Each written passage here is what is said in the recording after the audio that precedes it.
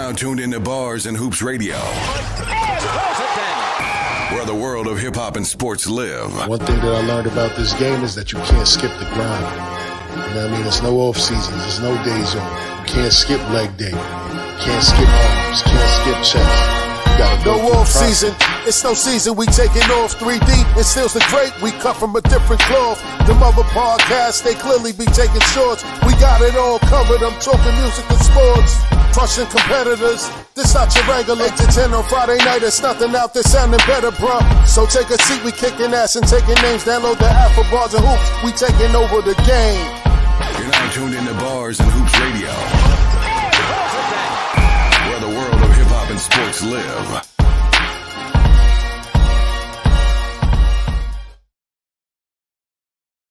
Up, y'all. Steels the Great, Tiff Sosa, 3D, and we got our special invited DJ Shy Skills on the 1 and 2s. This is No Off Season, the podcast. Friday, 8 to 10. Tell a friend to tell a friend. We back at it again, my people.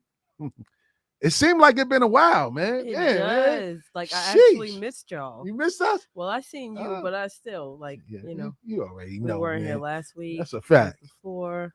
Word up, man. We was outside, man. We was outside. Took a little break. Word up, man. We all rejuvenate. Everybody over there glowing, though. Everybody shining, glowing, you know what I'm saying? Word up, man. For real, man. Welcome to the show, Shy. How you feeling, Ken? What's good, bro? Ain't What's nothing, happening, man. I can't make no noise, man. Thank you for joining us on this Friday, man. Yeah. Shout out to DJ Shout out to JOJ. for making this happen. I love it. I love it. You gotta drop a bomb for that. Hey, okay. Word up, man. But we got a lot to talk about, man. You know, we ain't been here for a few weeks, man, but a lot has been happening. A lot is going on in the mainstream media. You know, a lot of beef. You know what I mean? A lot of people about to go to jail, straight to jail. You know what I'm saying? I feel sorry for it. Ain't no alleged neither. It sounds like they got, Yo, I used to say I wouldn't wish nothing bad on nobody, right? Especially when it comes to that. But I ain't gonna front. Some people deserve to be in there, man. Hey, man, you know what I'm saying? I'm just saying. Man, they say, man, if you can't do the time, don't do the crime, baby. You know what I mean? You gotta balance this world out, man. Talk about it, Shy. You already know, man. But you know, before we get into all of that, man, y'all know how we normally do, man. Let's talk about how your weeks have been and how your week this week has been, man, so far, man, leading in today. Sosa, talk about it. How was your week, Queen? Well, you know, we all went out to Atlanta for the Queen's Day. Yes, we did. ATL event, which was pretty cool. Shout out to Smoke. Shout out to Marley G. Had a great time, except when I came back, I caught a little cold. But I still fought through it, went to work, you know, didn't have that many days because I had a little time off. Hey, man. But, you know, other than that, week was smooth, you know, fighting through that cold, and I'm here. Shout out, glad to see y'all. Yes, indeed. Yes, indeed. 3D. What's good? What's up, man? Everybody was asking for you down 3 days, 3D. I know. You know, man. Breezy was like, yo, where 3 at? You know what I'm saying? Man. I ain't make it out there this year, man. You know what I mean? That it creeps up around the same time school is back in the swing, you know.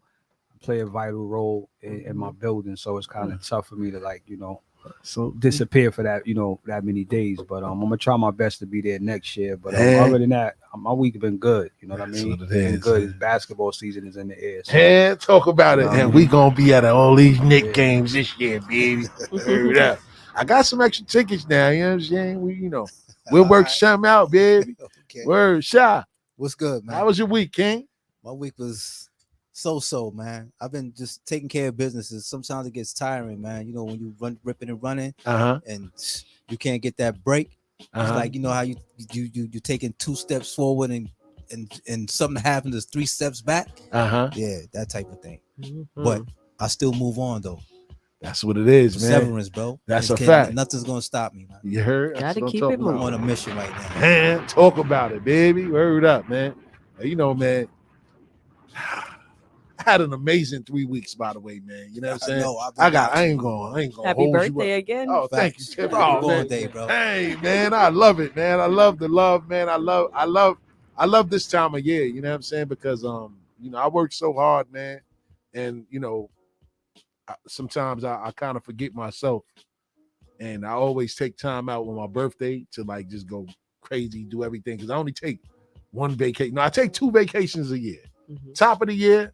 Because I always like to decompress, get ready for the new year. I don't like just running right into the rat race of the new year. I always like to decompress, get, you know what I'm saying, everything, try to follow a little regimen, you know, diet, all this other stuff. But then we go back to the same bullshit. You know what I'm saying? It. But this year, man, I got to really travel. I left my other phone at home. I came back, it was off. I cut it back on. It just all over the place. You know what I'm saying? But you know what I mean? Left the country, had a good time, man. DR, man. Shout out to the Dominican Republic, Punta Cana. You know what I mean? Cap Cana. You know, that's the upper side of the island. That's like, you know what I'm saying? It's like going to the Hamptons. You know what I mean? Okay. Yeah. And like Tip said, we was in Atlanta with Queen's Day. That was bananas. That was fire. Yeah, it was. I ain't gonna lie, man. Great turnout. It was a great turnout. Yeah, you know what I'm saying. I felt old. I ain't gonna lie. I did too. I'll hit the next one. I'll be there next year. Yeah. Y'all Since should. Y'all said that, I ain't going. No, what you mean? 3? What you mean? You mean because after all the events, right? I'll skip all that. Nah. You mean after all the events? That's how it's gonna make you feel I passed. Nah. Why do you feel old? All right, so I'm gonna tell you why I feel old, right? And shout out to Smoke, shout out to Marley. Put together a marvelous event, man. It took a lot of work and a lot of teamwork to put together this big event of that magnitude. You know what I mean? Shout out to Flip on the check-in. Shout out to Zaz. Shout out to Jessica. Shout out to Lost Grands. We see you. But in planning, you know, it's always the back end that people don't see. And Friday night was the first party I went to. Tiff, you went to Thursday night. How was Thursday night's party? Tell everybody. Was dope. Thursday was dope. Everyone was dressed a black up. tie affair. Yeah, everyone was dressed up, so the vibes were good. It was real cool. Everybody was there, you know, and it was cool. Was the crowd like how it was on Friday night at Josephine? The crowd was nowhere. All right. But it was crowded, but it was not like that. It wasn't shoulder to shoulder. You were able to move around. You were able to dance in the middle of the floor. Yeah. It was space. All right. Josephine's is definitely, they cannot have it there next year, the 90s party. They outgrew the spot. And it was like, yo, it was so chaotic outside. The parking lot was crazy. And I wasn't even gonna come in. Yeah, that's how it be down there. I wasn't gonna come in. They used to rather stay in the parking lot and party instead of going inside. No, Shy. When I say the parking lot was out of control, it was out of control. When I by the time you was probably already in there. By the time I got there, they were like, Tiff, don't even bother. Nah.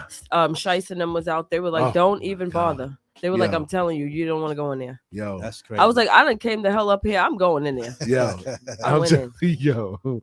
And this is the thing. And this is what I mean. You gotta, when you do stuff like this, you gotta have an event planning team. You gotta have a team to deal with all the chaos. Because as host, you can't be everybody was VIP. Yes. Hey, yo, call Smokes, call Mario, we outside. So you had the invited guests, all the artists, like, for instance, I ain't gonna hold you because I spoke to Smokes about this. Rockweiler, he had me ready to pull a little bit of hair I have out of my head, right? Because he came to the front of the line. He's like, "Yo, I'm here." So meanwhile, it's 1,000 people trying to get in. He come on some "Yo, I'm here." So Marley sees him, and Marley's like, "Yo, nah, he's good. Let him in." And whoever he's with.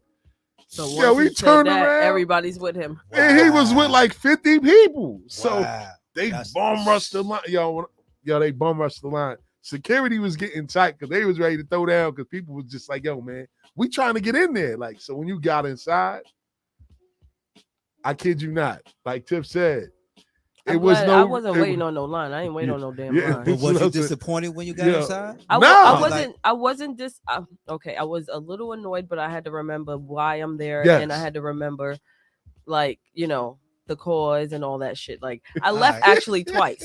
I got the fuck out of there twice. I left, and then somebody called me like, "Come on, come back." I ended up going back in. Yeah. But I left twice. I was a little annoyed. It was literally no space to do anything. Yeah. All right. It was maybe bop your head. That's it. And barely do that. Barely. It was like, yo, people was like literally like this. Bop your head. I definitely haven't been in that type of environment in a long time. I had on white, and I ain't want nobody drink to spill on me. I made an attempt to get across the crowd because once I would have got to the VIP section, I'd have been good. Me too. Right.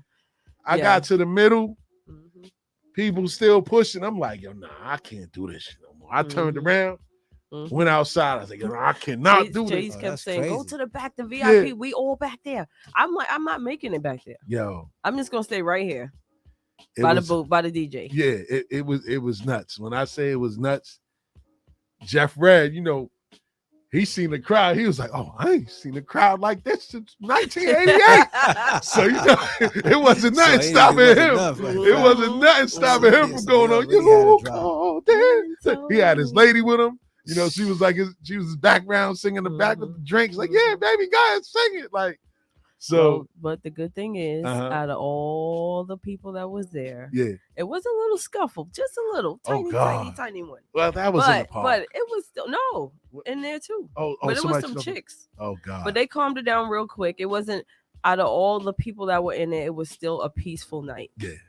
Shout out to them. I guess there was too many people for it was little thing to and one like thing would have went wrong. It would have been a wrap. It would have been like Puff at what was that? Hunter College, City College. It would have been a wrap. It would have been like that. Some people would have got trampled. That's why I stayed close to the. I said I'm not even gonna go all the way in the back in VIP. I'm staying right by the DJ because it's closer to the door. Yeah, but that's a small move. Facts. But other than that, it was great. They finished off at King of Diamonds. I ain't do King of Diamonds because my flight left that same morning. I couldn't do it, so I just ended up going straight to the airport, man, and then I left up out of there. But it was great, man. All the artists, everybody that came out, Show Queens, Mad Love, MC Shan came out there, got on the mic. Okay. Craig G came out there, got on the mic in the park. Shout out to MC Shan and Craig G. Facts. Yeah, so it was definitely a good look, man. You know what I'm saying? But next year I might spot. Yeah, it got to be in a bigger spot. They outgrew what they did, which is good. And I hope they notice that because sometimes those spots they don't take notes. Like whenever I do a party or if I do whatever event I do, I take notes myself. Like I criticize myself. I film everything, and then when I go back and look at it so I can see what I did wrong, if I didn't do something right, if I did this, or you know what I mean? Yeah. So that type of, and that club, that magnitude, hopefully he took notes to know that, you see, if I got to get a bigger venue, or I got to put a limit at the door. There you go. Either one. Yeah, boy. Either one. Because I'm not going next year. I already said that. If it's going to be like unless it's a bigger spot, I am not putting myself through Or that. even they have the parking lot. Maybe they can extend it outside to the parking lot. You know what I mean? Like have I'll go to the park or something. But police ain't trying to hear that. Like police is not trying to hear that. They hell no. Hell no. No, what they could do is have it in the park. Combine it with the park event. Yeah, make it a park jam. Make it a park jam. Because the park you still get both vibes, you know? All right. Yeah. That would make sense. Put the stage in the park and then have everybody you got nothing but space. That's everyone could enjoy themselves and be comfortable. But I ain't gonna lie, man. That event was nice, man. So that topped off the weekend, and of course, I went to an island, man. The money. Came back here, then we had a little party at in Astoria. Shout out to Shy, Tiny. I mean, everybody that did come, everybody couldn't make it. Love y'all, man. You know what I'm saying? I didn't know about it. You did? I could have swore I sent that. I didn't know about it, but you sure? I didn't. So what? No, I did send it. In Astoria? Yeah, it was at Agenda, and you had to work Sunday. That's why I didn't send it. So you didn't send it, but you heard what you just said, right? You heard him? Did y'all hear him? Talking too much, man. Y'all heard him, right? Okay. Hey, I just wanted to know if y'all heard that. Sosa know I love her like cook food. Yeah, I never you get a leave pass out because I had to work anyway. Yes, yeah. Word up, man. I'm gonna let you slide. But nah, for real. I knew you did have to work though, so I was like, yeah, you work on Sundays. You know what I mean? But I had a good time, man. It was definitely dope, man, and I really enjoyed it. But I'm happy to be here today with y'all, man. I know that we had a lot. We had a lot of things that happened in the past, man, and then we're gonna get to it today, man. So where y'all want to start, man? Well, where y'all want to start with today, man? Like, cause there's so much going on. What you want to start with, 3? 3, what's up, 3? Come on, 3, talk about it. We could go many places. It's a lot been going on, man. A lot been going on. Keefe D got arrested for the murder of Tupac Shakur. Oh God, man! That's he points the finger at Diddy. Oh boy, show some love, brother. Love. 50 makes a post about Diddy. That was crazy. What's your thoughts on that though? With 50 doing that, is that dry snitching? I mean, I know it's just him trolling and him just being who he is on social media, but I wasn't feeling it. You know what I'm saying? Yeah, I was like, come on, Fifth. Whether y'all, whatever, anything that got to do with the law and another man, you got to kind of leave that alone. You know what I'm saying? Like at the end of the day, even one of the outlaws said it. He said if Pac was alive, he wouldn't want Keefe D to go to jail because he wasn't that type of dude that wanted to see another black person go to jail. He would probably handle it in the street. Wow. He did something that he was going by street code when he was alive, so he wouldn't have wished jail on that person. So he said whether Keefe D goes to jail or not, it's not going to give no solace to what because he knows Pac personally. So Keefe D? No. Oh. This is what one of the outlaws is saying. He know that Pac wouldn't have been happy with somebody going to jail behind whatever it is. Yeah. Because he wasn't for that. He wasn't for a person being in jail. So I mean, it's just a tricky situation. I mean, we could talk about that situation because I'm of the belief that I don't believe that he did it. But he's the only one that's still alive out of everybody that was in that car. I'm of the belief that it's bigger than Keefe D, it's bigger than Orlando, it's bigger than all those guys. I think so too. I agree. Somebody got to take it down. Somebody got to be involved. There you go. There's a narrative going around, and I'm behind it. I believe it. Word? But I think that I think Keefe D was given a story to run with, and he's been running with that story. We have to remember that when Pac got killed, Keefe D and those guys immediately didn't get arrested. Keefe D didn't start talking about what they supposedly did until he got knocked with some drugs, and then he offered to talk to get let off the hook for the drugs. So he signed a proffer agreement. Yes. Where you have the police officer interviewing him. Yeah. Talking about what happened. So I think they gave him a script. Like, this is what you're going to say happened. This is what took place. And he's been running with that ever since, man. And if you don't know, he's been getting paid to do these interviews. He wrote a book to get paid. So I don't think somebody who was firsthand involved in a homicide is going to go on camera and openly talk about it. Right. Like, ain't nobody that stupid. Like, whether you sign a proffer or not, I don't think nobody is that stupid. But in his mind, he know in his heart that he really didn't do it, that these people gave him a story to run with, and he's running with it. And I think I don't believe that. I believe that the truth will either come out or Keefe D won't see the light of day, meaning that we might not hear or see from him again, where something might happen while he in the can. Yep. Facts. And we'll never know. When things is on a bigger magnitude, like you said earlier, these are the type of things that happen. Somebody got to be the fall guy. We know, and just, a lot of times I don't speak on these subjects because I don't know. I wasn't there. I don't know who was thinking about what they did, how they did it, when they did it. So I try to stay neutral, but I listen to the story as it's being unfold, and I use my own logic to try to understand something. I think the whole Orlando Anderson and Keefe D, I think that it's been told so much that that's what people all believe. And facts. If you look at it on the surface, it does make sense.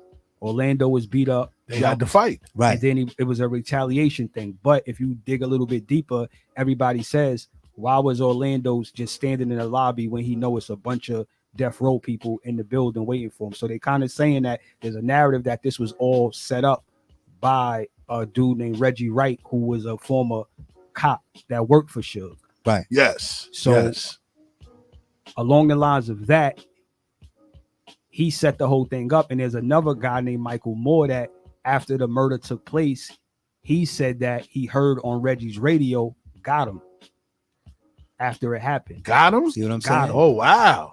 Over his Nextel chirp. Got him.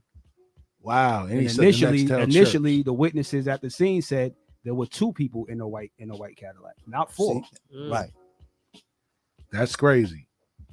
So there's conspiracy, that a narrative that Reggie Wright set this whole thing up because he was police. He worked for Suge. Him and Pac had a disagreement that night, or leading up to that night. He actually took armed security off of Pac that night. told a guy who was holding Pac down, you don't have to hold Pac down tonight. Everybody leave y'all weapons because we going to the club. So nobody was armed. Oh, so all of this shit makes sense, but the public don't know it because the whole Keefe Lee narrative is out there.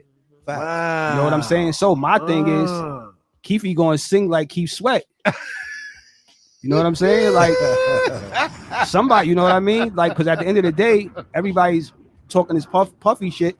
Puffy was never implicated back then. The feds didn't grab him back then. Keefe D didn't name him when he initially got arrested. Orlando didn't name him. There's no money trail. Zip is dead. So you saying Puff offered you money, that's just you lying because you've been lying this whole time. Right. Yeah. And it's crazy because they got a saying, right, that says it's hard to get a man to not believe something he's getting paid to believe. Exactly. That's crazy. And just recently, Vlad came out within the last 48 hours. Hold on, but listen to this. He gave Keefe a deposit to do an interview since the house has been raided.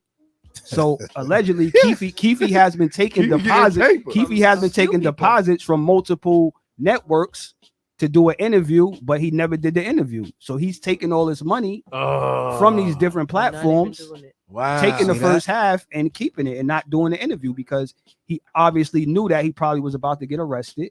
Or he knew something was going down. But everything he's been doing since then is money driven.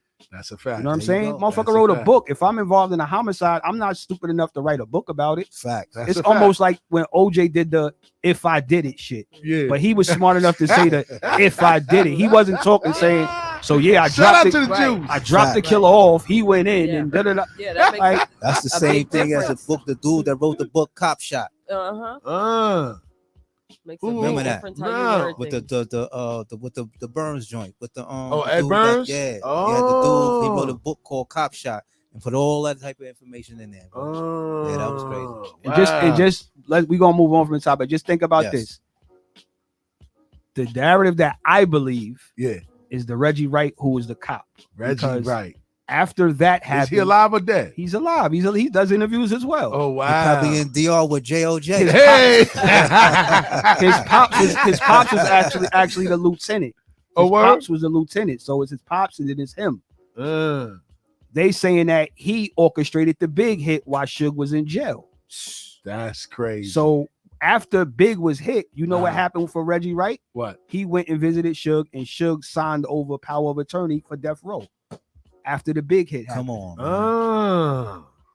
Shout out to Three. Three over here doing his research. I'm just saying, man, like a lot of shit that be on the surface, I'm like, you gotta, because this is all I'm gonna say on that. Yeah. If those dudes did do that, they would have got caught then.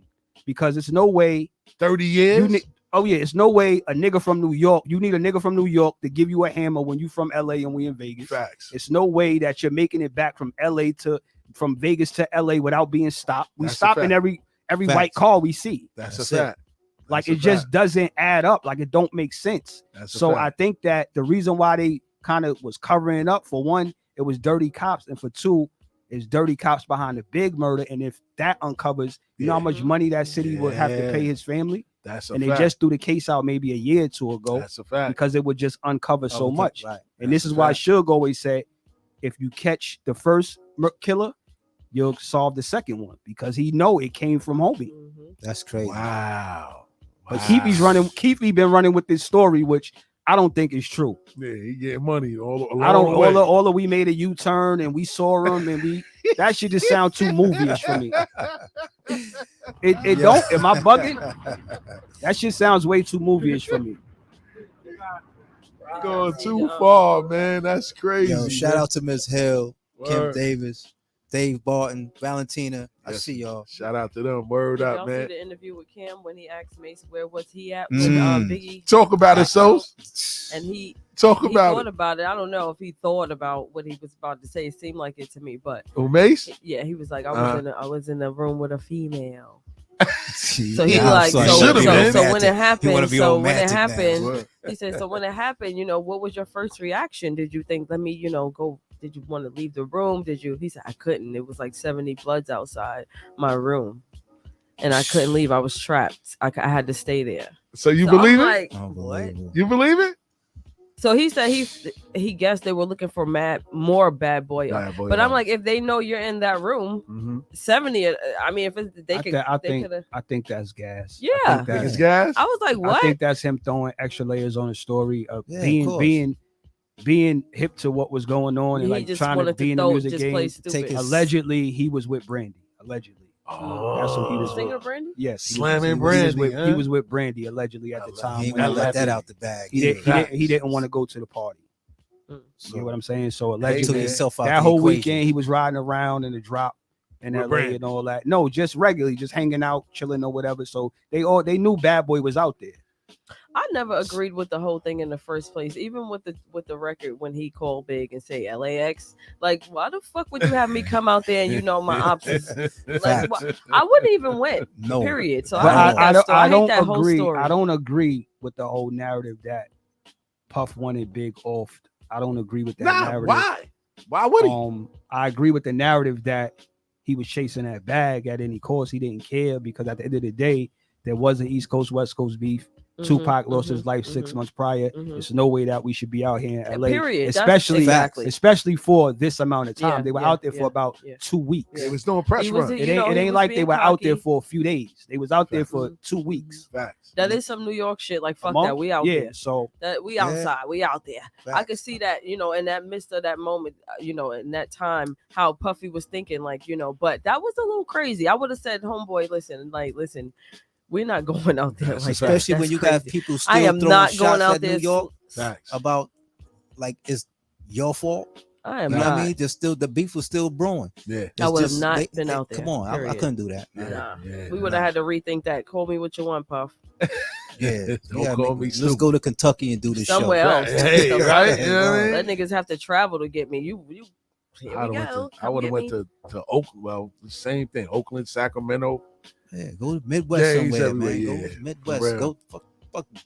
So that's but we North Dakota. Go to North Dakota. At that time, it was really only 2 prime markets that, as an artist, New York and you LA. would be at that time. We would have you would either be in New York or you would be in LA. They already had New York locked up. And it's been like that for years. The numbers was gonna move in New York, but now it's a little different. You could be in Atlanta, you could be in New York, you could be in Cali, you could be in different markets. Shit, some of these artists don't even have to leave their fucking house or the studio. That's true because of the internet. Media. You know what I'm saying? So at that time, it was New York and LA, and I think that Puff was just trying to lock down both coasts. I see that. I see that. But you know what I mean? At the end of the day, it cost Big his life. Facts. Yeah. Now, since we talking about press runs and all that, man.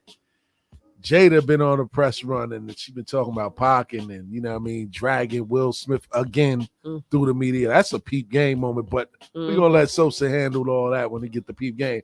What's y'all thoughts on this whole thing with Jada saying that, you know, she's not with Will and they haven't lived together and all of it? Why come out now after this man done smack Chris Rock for you? You know what I'm saying? Wait, so then she said, did you hear that she said Chris Rock tried to holler? Yes. Okay. After, and that's disrespectful. Now you're saying that too. Now Will need to slap his face off again. Like facts. That's crazy. But the Chris Rock trying to holler, it wasn't after this happened. It was allegedly that they were broken. It was allegedly because it was rumblings that they were separated or that they were getting a divorce. And Chris Rock tried to holler. So again, all of that could have been pent up anger from Will at the time. Like he already knows he tried to holler at his girl because Tommy Davidson just had an interview recently where he said that Will approached him aggressively because he did try to talk to Jada at one time. Yes. You get what I'm saying? So Chris Rock? No, not Chris Rock. Tommy Davidson. Tommy Davidson. All the comedians. Weak ass niggas like we'll need to slap all of them. So my only reservation with the whole Will and Jada thing is like everybody over the years, like y'all getting so, and I'm talking to social media, y'all getting y'all panties in a bunch of getting so riled up about other people's fucking relationships. Mind your business. Yeah. Like all this time they were separated and y'all thinking she doing him dirty or he's a simp or this. That man living his life, she living her life, and y'all just thinking they still married. And maybe they doing that for their kids, or maybe they don't want to go to a divorce. Then you go and slap somebody on national TV in front of everyone to see. And I think of course their minds are going to wonder. And that's a fact. He put his professional in the line to doing that. That's a fact. Okay, so but the one thing that we got to take into consideration to is defend that Will on that point. Defend Will on that point. Yes. They were separated, right? Okay. They came to the award show together, cordially together. Yes. The outside world still believes that that's her husband, that's his wife. Yes. Facts. I'm sitting up here. He probably been waiting to get to this motherfucker who he knew was trying to holler at his wife when he's supposed to be a friend of his, thinking that whether we and my wife is getting separated or not, and you're supposed to be a friend of mine, you don't go try to holler behind my back. Correct. So he probably been waiting to bring it to him, but he was just being cool about it. I'm gonna slap this Until he nigga on just national couldn't take it. television. Now you gave him an opportunity To do that. Facts. to do that. You get what I'm saying? Because if a motherfucker disrespect you, the disrespect don't go away because I'm in a different situation. I'm just saying to give Will, and it's funny because recently she said she was taken aback because they didn't refer to each other as husband and wife for a long time at that point. We didn't know none of this back at that time when it happened. It was quiet. First of all, we was just kind of finished with the August thing, right? Hey, that just had cooled down, August, just cooled down. Slamming and then then this. So it's like when the August thing came out, that should let everybody know right there that they had some space, obviously. But it was always rumors if he was able to slide up, but then it was rumors that they were swingers, right? Yeah. So that's why I'm just like, what, y'all serious now? I mean, y'all was chilling. My thing was, why the fuck do we care? No, we don't. I don't. We don't. No, I'm not saying us. I'm just talking about social media, the world. Like, why do we care so much? And I always say this, like, you can't over invest your thoughts, opinions, on views on another man and woman because you not in the between the covers with them. You don't know what the fuck is going on. You don't know what she's saying to him. You don't know what he's saying to her. You don't know what type of arrangement they have. It's kind of like the Iman Shumpert and Tatiana thing.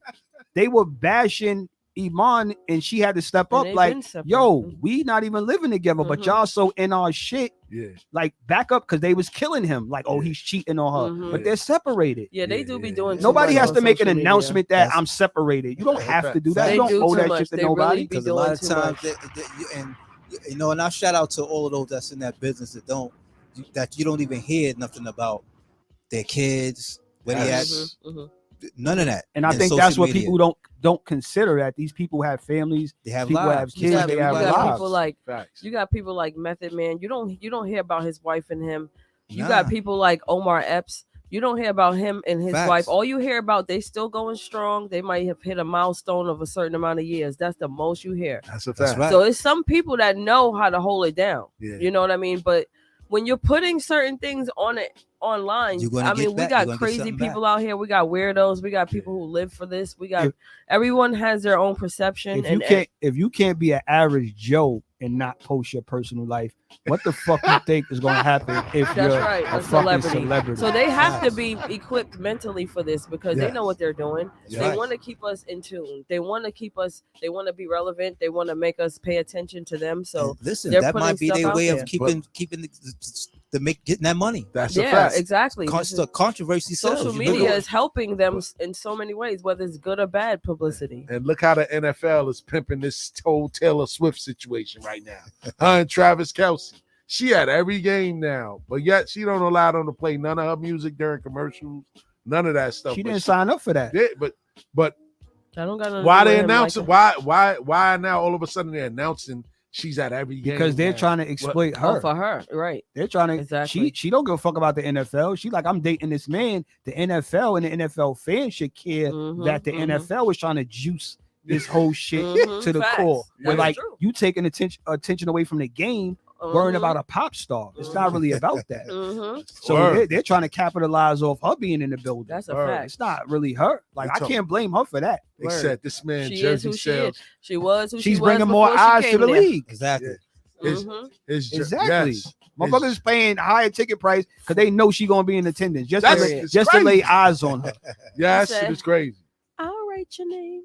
I don't even know what song she got. I'm gonna be honest. I don't listen to Taylor Swift. And I'm a DJ. I don't even really know. Shout out to Sean. Can we play Taylor when we go to break? I'm more of an Adele guy. I like Adele too. Adele is cool. I like that. More of an Adele guy. We not doing that. Not today on no off season. We should have threw a little no, beat none on of that. it. We should have thrown a little 1-2 on Shot it. on, listen to them shots. We could have had her lyrics with a dope beat. Facts. We could have really seen if you ready to replace J.O.J. Hey, don't tip me. J.O.J. Don't tip me. You hear this bullshit, Jay? Jay, you hear this, right, Jay? You hear that? Jay, I'm joking. I'm ready to kick your back in, Jay. huh? Oh, she just put a battery in my back. I don't think he's gonna do it, Jay. Speaking about kicking somebody back in, man. Carly Russell, man. You remember when we first started talking about this? 3, you never believed it from the gate, right? Nah. 3 ain't believe it from the gate. I was a little skeptical on it. And he was on his black woman power shit. Wait, you talk about he was believing her. You was? I wasn't believing you said that when shit. we talked about that? Bro, you're not telling me you see a kid. You're not telling me you see a baby on the freeway. No, that was me and Jay. Your first inclination is not to go get the baby. Yeah. Like, and they're in plain view of you. Like, come on, who says who does that? I could walk out to my car and if I see a baby in the street, I'm going to get him. I'm not driving, calling the authorities. Yo, I just seen a baby on such and such. What? Yeah. I'm gonna look around first. Well, they thinking about giving her a year. And still think that's too harsh. She should get a fucking year. Hey man, a year, 18,000. I think. Come on, in, that's restitution. harsh, man. 18,000. You don't play like that, bro. Once the you world call, we live in, you do not play like. Sorry. Once you call an Amber Alert, it's a lot of money goes into that. You call an Amber Alert, yeah, a lot of things go into that. You know what I'm saying? Like they got to stop the presses. They got police running it. They putting it on everything. So it's like the city, whatever city that is paying a lot of money because an Amber Alert has just been issued because everybody believes that a kid is in danger. So she made the city lose some money. Yeah, that was crazy. That was they just lose you money, too fucking old money. to play like that. Yeah, I'm sorry. There's no excuse. Yeah, go ahead. No Sosa. excuse. Go ahead. Air her out. Play man. stupid games, win she stupid too, prizes. that was crazy. They talking about giving her. Yeah, she about to do a whole year. Yeah, unless she might play you crazy. Was better off going to bank if with a she note, play baby. crazy, she might not do the year. She might, you know what? I am a little bugged the fuck out. Please don't. Yeah. Like, nah, but she need to go.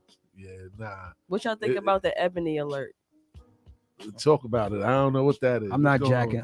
So that. is it California? I'm not jacking that. They They always trying to throw us with some They're bullshit, trying man. to distinctify when there is a child of color missing by saying Ebony Alert. Banana in the tailpipe, man. That's a whole fact. I said so they'll know exactly what cases they're gonna ignore and lag with. I was gonna mention this, but I was so irritated by it that I ain't even want to fuck with it because it's like, so the officer sees that Ebony Alert. I ain't worried about that shit. There you go. That's what I said. I'm saying? No, fucking Amber Alert means a child is missing, regardless of the color, creed, race of that child. It's a fucking child. It's a fucking child. Like we don't need no Ebony, no Ebony Alert, man. I still can't believe they even fucking said that shit. We let them play with us right in our fucking face. Right in our face.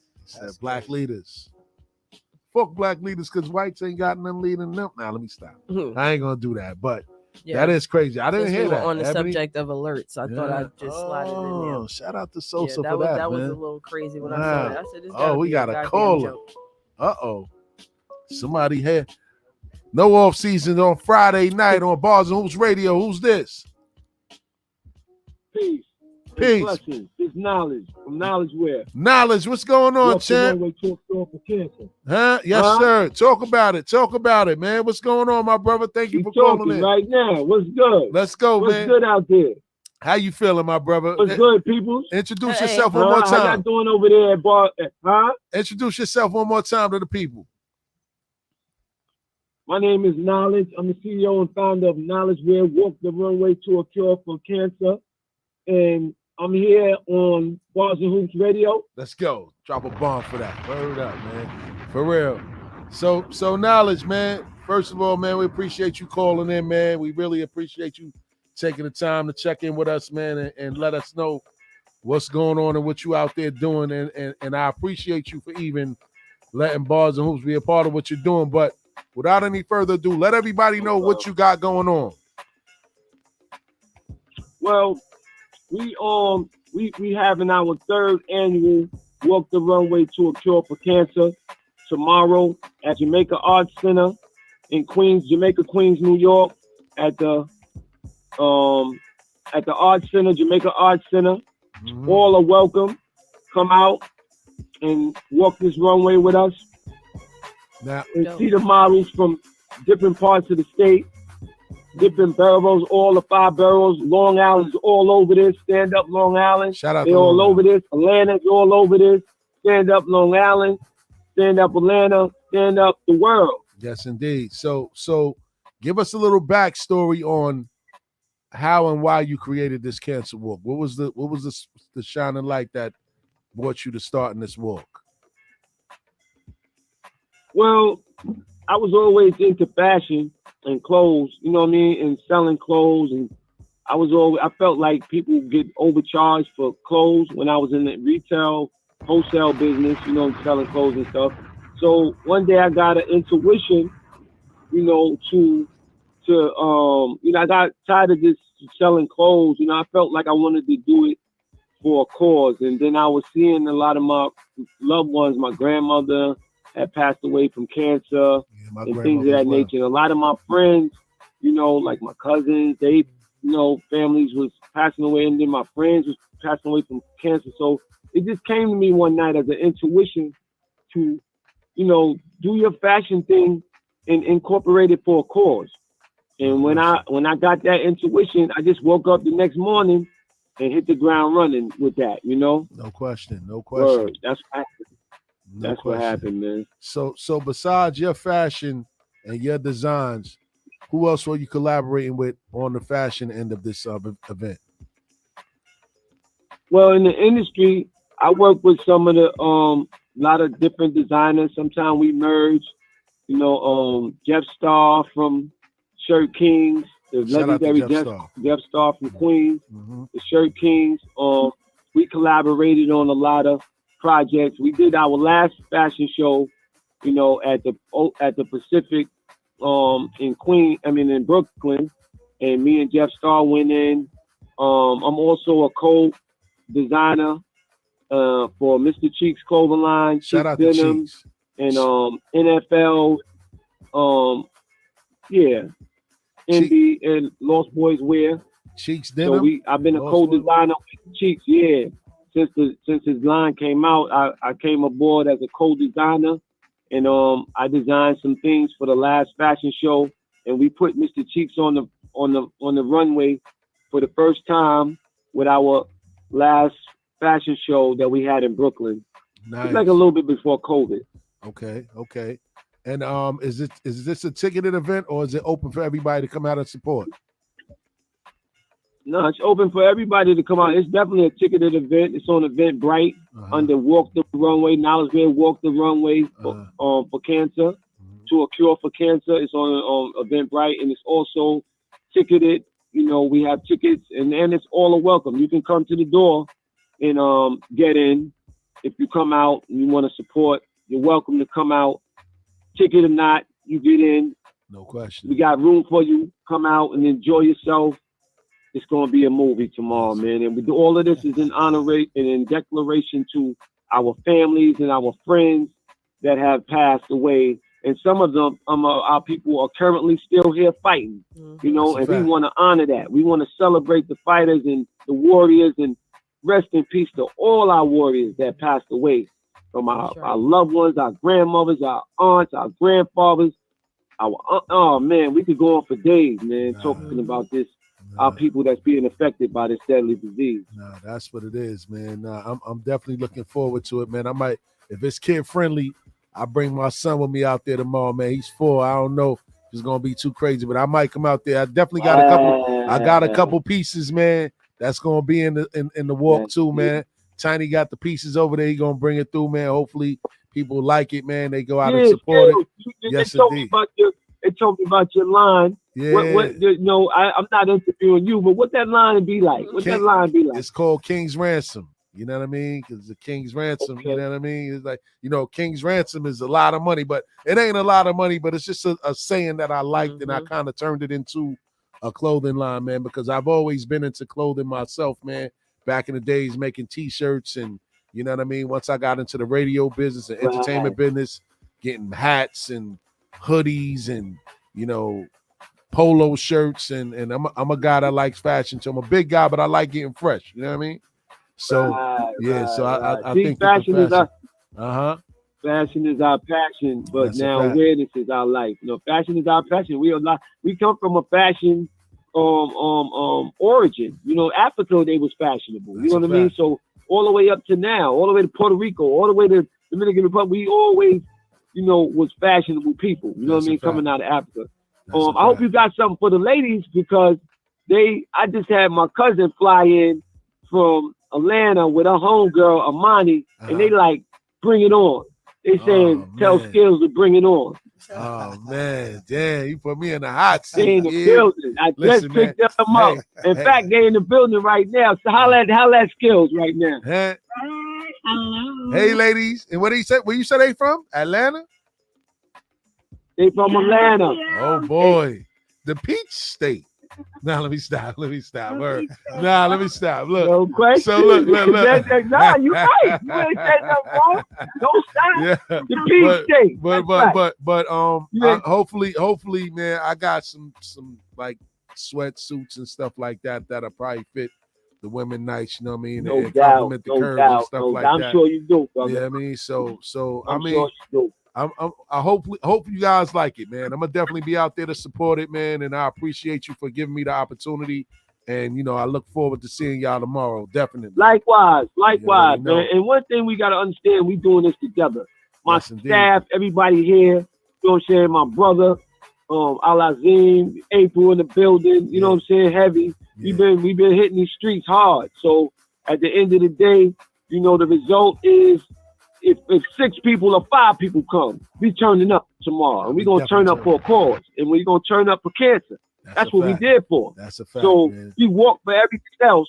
Let's see how we walk. Let's see how these models walk this runway. Let's go. And we ain't gonna stop until we see a cure. Hopefully in our lifetime. Yes, we want to see this cure in our lifetime. Yes, indeed. We don't want to see, like, we had a black president in our lifetime. We want to see a cure for this deadly disease in our lifetime. So we're going to talk about that a little bit more. We got a few people coming out to talk a little bit about it and give some awareness. The prostate cancer should be there. If not, they're going to have some video. Hopefully we have some video to show y'all. Yeah. And, you know, if whoever don't come tomorrow, then we catch them on the next one. But at the end of the day, we got some keynote speakers to come out and shed some awareness, enlighten people on some options they could take. You know, some of our models is stage 3 cancer, walking, change their diet, change their regimen of what they eat and everything every day, and they coping with it. We want to also give people hope, because everybody come out and they think that it's a death sentence when you get diagnosed with it. If you catch it early and you change your diet, in which we are addicted to food, we're addicted to all types of ailments that make things worse. So at the end of the day, we got to come out and hopefully y'all can see some of these sisters on the runway. Some of them is walking for their mother. Some of the models is walking for their grandfather. Some of them is walking for just the cause in general. Yes, indeed. Every vote. It's a lot of bows, a lot of ribbons. And knowledge. We walking for all of it. What time does the event start? The event gonna start at 4:00. It's gonna be 4 to 11. Okay. Doors open at 4. Okay. So everybody out there, man, if y'all got anybody that's been affected by this deadly disease, we need to start coming together a little bit more. We need to bring some of these rappers, bring some of these actors, and bring people in our immediate community. You know what I'm saying? We need to come together and take this all the way down 9-5, and we need to start rallying. We rally for everything else. We got to start rallying for this cure, for this cause. That's a fact. We donate every day, all day. So at the end of the day, we got to start getting closer to this cure. And hopefully we can find that cure in where? NYC. That's a fact. And even though people come from other places, they still a part of this, finding this cure. And it would be beautiful if they said we found it out here through us. No question, man, for real. And once again, everybody, we're passionate about it. This is a Knowledge Wear fashion show, man. Please come out and support tomorrow, October the 14th, from 4 p.m. to 11 p.m. at the Jamaica will Arts be in the Center. building. Lost Boys in the building tomorrow. Cancer Warriors in the building tomorrow. Yes. Cancer, you know what I'm saying? Everybody in the building. Skills in the building. Bars and Hoops. Shout out to my man Tiny. Shout out to Sharon. She coming out. She's a part of the Bars and Hoops. She came 10 toes down. Jumped right into the project. You know what I'm saying? And she coming tomorrow. She in the building from North Carolina. You know what I'm saying? The Carolinas in the building, and she a part of Bars and Hoops. Let's go. It's a beautiful thing, man. Let's it's a family affair. Yes, it is. It ain't my event. It's everybody's event. Let's go. That's what I'm talking about, man. Word up. Knowledge, man. We appreciate you checking in with us, man, and letting everybody know what's going on. We definitely going to support you, man, and we appreciate you coming on our platform. You heard? Likewise. Word, Vice versa. Yes, sir, man. Enjoy the rest of your evening, and we'll get up with y'all tomorrow. You heard? You too, brother. Y'all come on out and enjoy yourself tomorrow for cancer. Do this one for cancer, all right? Bro. Y'all be glad that y'all did. Yes, sir. Yo, shout out to Knowledge, man. Word up, man. Yeah, it's a nice cause, man. It's definitely a nice cause, man. And he was talking about fashion. It's funny because the other day I took a chance. And I ain't take a chance. I took the time to listen to Rich Paul's audiobook, man, called Lucky Me. Don't spill it, because I ain't gonna spill it. I'm not gonna spill it. I need but to he link did. him with Camille. He does. Rich Paul. Homeboy. Yeah, pull up tomorrow.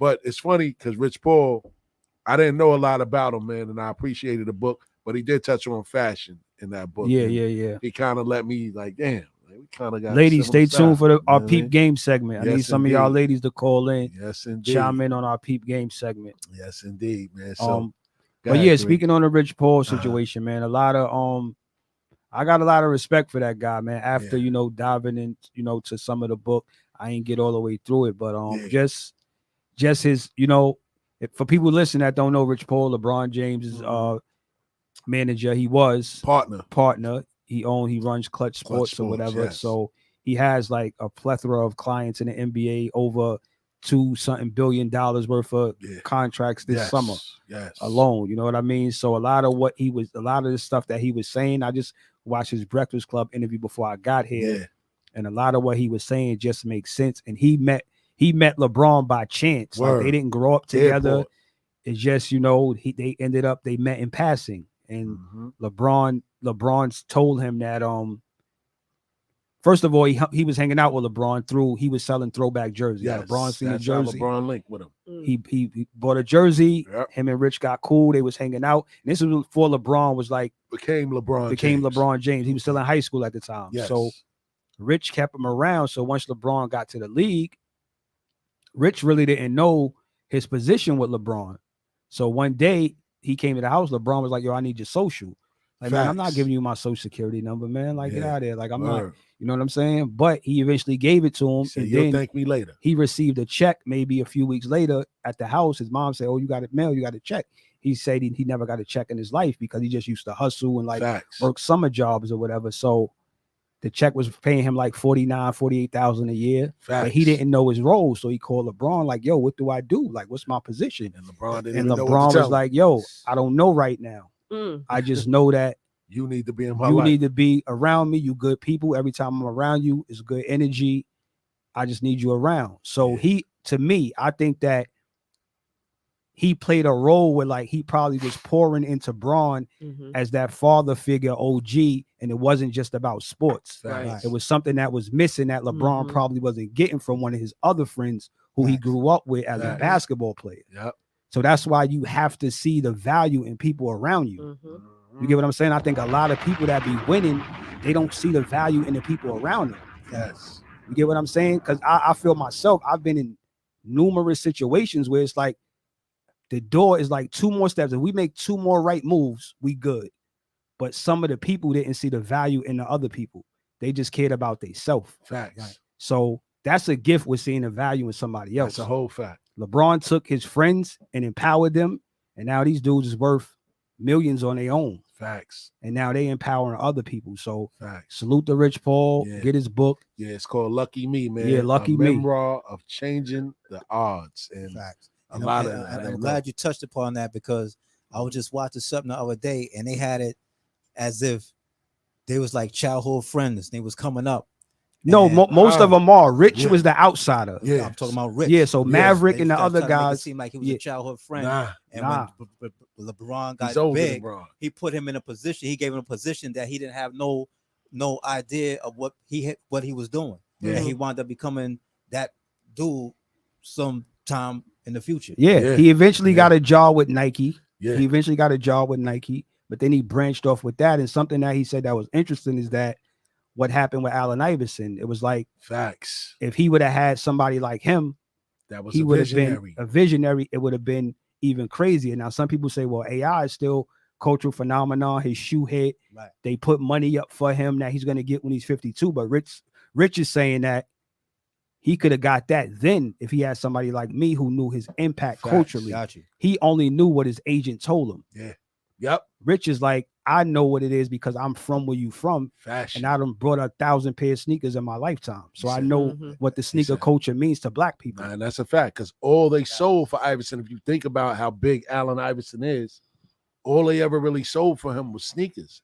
They never had like no other type of clothing. Iverson was supposed to push everything. No he was supposed to push velour suits, hat, fitteds. He was hip hop. Everything. He was it. He had leather. He was supposed to go right to Avarex and get a deal. Everything. He didn't capitalize the way that he should have, and all of his money now and that comes from Reebok, like you said.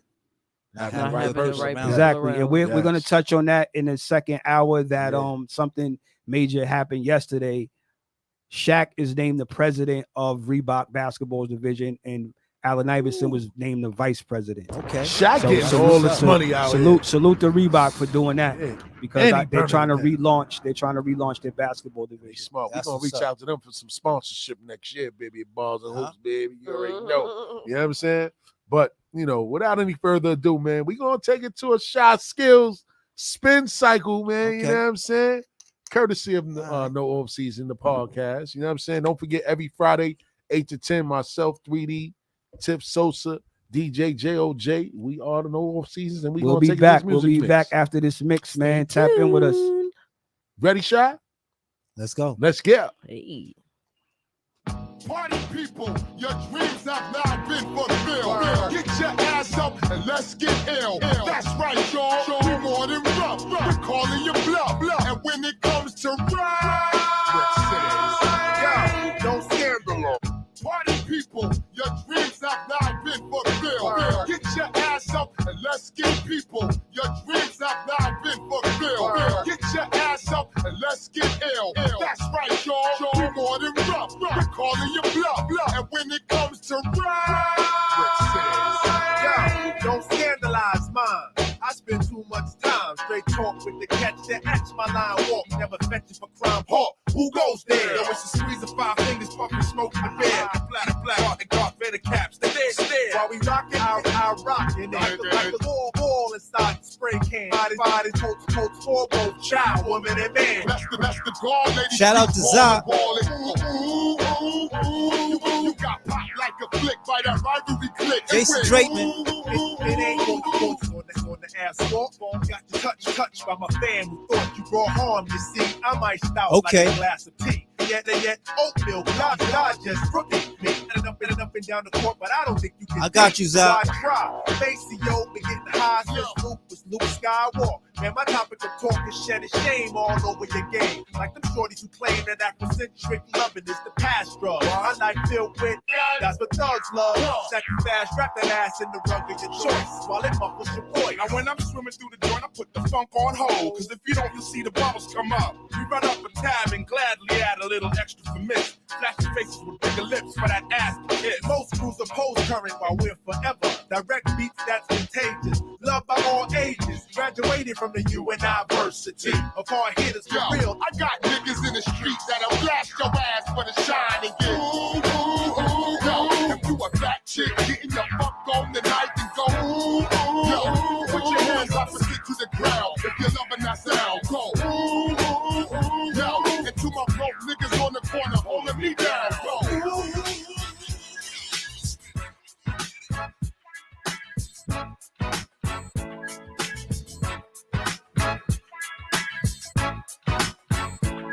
I wanna see y'all who wanna play with me. Wave your hands across the land and we family. Say hi. DJ Shock Skills. Get it crackin'. The throwback ambassador. Ooh, take me back. I know I jam. Well, I'll jam. Why don't you jam for boom, number two came on in 8 limbs and 10s. Broke rims, smoked stems, hoop dogs with big rims. For the real and the raw, no, who duck from the law. I never kill for the thrill, but I cut for the cause. Smoking Buddha with a hooter, get better prices from looters. Shake my shell with the shooters, beat a Luger with Duja. Something modeling and acting, maybe treacherous selling. While I'm yelling, first I'm felling with my gadget to melon. Booyah! Tell her heated, too ill for them to beat it. Most cheated, most weeded, most needed. You best believe it. This ticker takes jam for me, stand for me. You damn to be without the jamboree. I know I jam, jam. Well, oh damn, I know I jam, jam. Oh, Bori, I know I jam, jam. Well, oh damn, why don't you jamboree for me? Yes, indeed. We put it down since the days of high school. And everywhere we mark, we boom. Notice about the raise our stock. And we didn't come to brag about what we got, nigga. We came to rock. We flew the spot, taking the streets to pop. You beat us down for a while and coke rolled out chop. Using the last few years as my evidence. Niggas been trying to duplicate the mixture ever since. Shout out to my fellow Vote villain, Pooch Miller. Shout out to Big Ray Ray's Entertainment. I wanna see y'all who wanna play with me. Wave your hands across the land if we family. Say hot damn, we wanna jamboree. It's for my beats here, I stand for you cause you stand for me. Come on, I know, jam.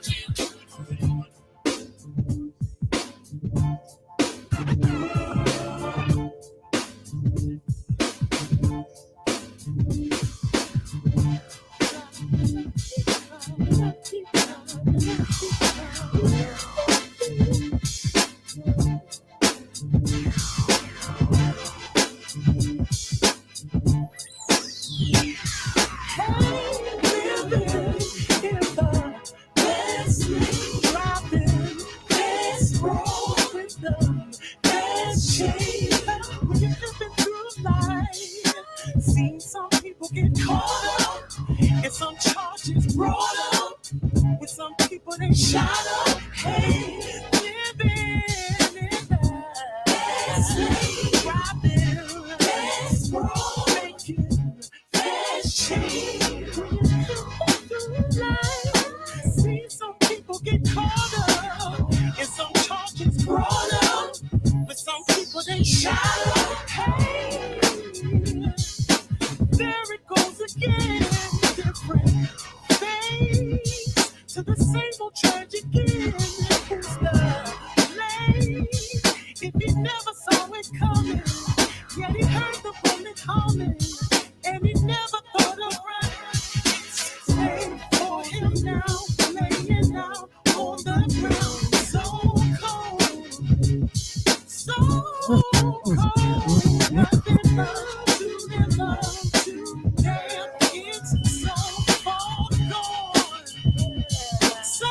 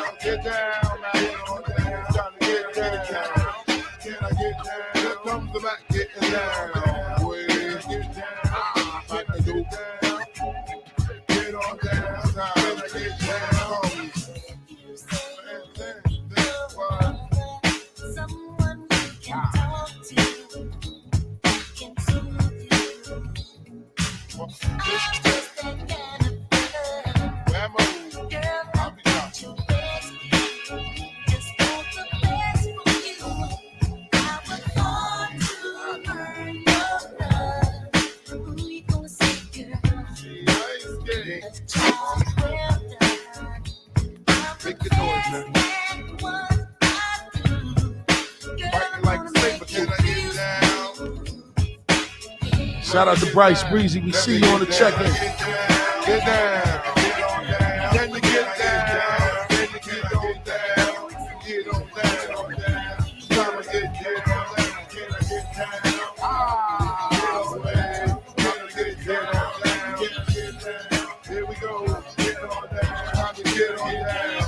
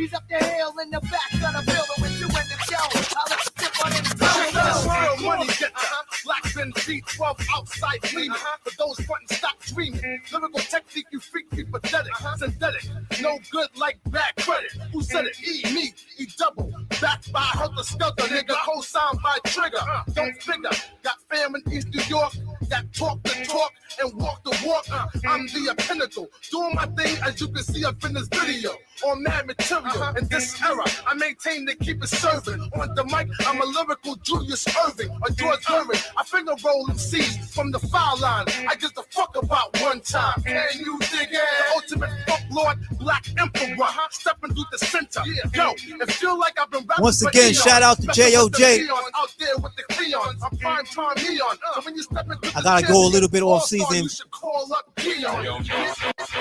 This next one right here goes out to Zah. I gotta go off season with this one.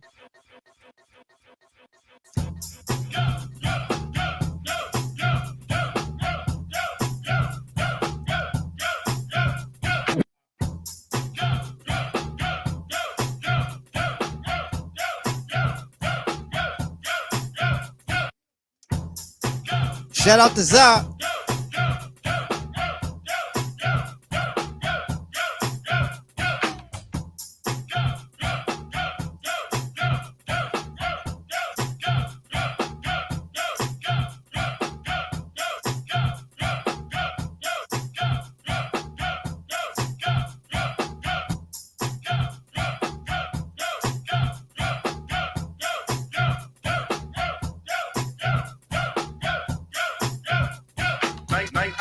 Sharp rocks dumps upon the scene with and I'm in a pull the green doesn't symbolize made it hop, but RoboCop last year was shot. The tone of the Popeye cut shit, but kids are screaming the media slut. Kind of music is this for you to dance to? The man with the plan and the band demands you. Leave the smack and the crack for the whack, for the ball and the knock, keep a smile like that. Leave the knife and the gun in the store and ignore temptation sent by Facial game cause it's pain needs a new rep. In your heart and mind, never forget you set walk-ins, and when you walk in, you don't just want black on black, remember that it's important. Anyway, the shunless one bring forth the fun, no hatred. The summer's almost done, no time for sleep. Jump in your Jeep, tape and pump up the funky beat. Holy, beeper goes off, yo, smash it, then trash it. You're too young to be plumped in a casket. Just get your boys and bring the noise and just swing it. The party people sing it.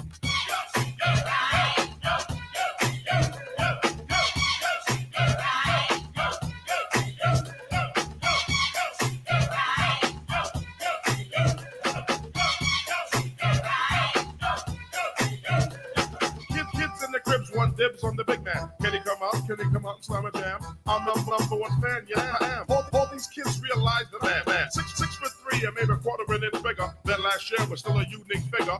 Rob Stringer, Doc No Dinky, and Hot Dog know that I'm a man that was born to have a mic on next to me at all times, ready to kick a rhyme. That'll get me out of financial bind. That's why when it comes to fans, I'm never mean. Kids on St. James between Gates and Green always says hello, cause I'm a modest fellow. Never try to play a superstar that's mellow. Cause if these kids don't go buy our records, we'll be has-beens and plus naked. So we owe them to pull out your pen, sign an autograph, you might make a new friend. To just get your boys and bring the noise and just swing it. Now party people in the house sing it.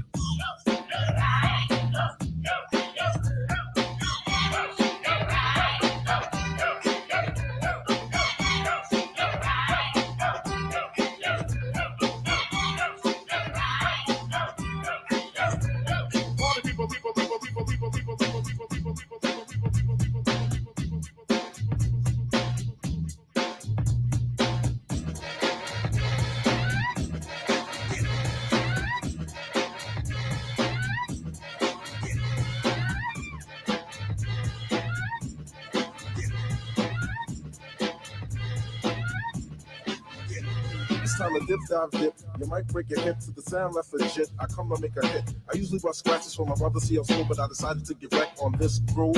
As I provide this slide, you're going on a ride. I know the weather's nice, there's no need to play the outside. Guess who's on the flyer? The man of your desire. Pete Rock and CL School, while the honey dips admire. Beats are rough and rugged, Pete Rock is the creator. Now I'm busting raps, well, switching cross faders. Making sure my sound hits from here to Grenada. Honey gave me skins, man, I told her friends I ate her. Oh, waiter, I'll save the subject for later, but it's time to get wrecked with the creator.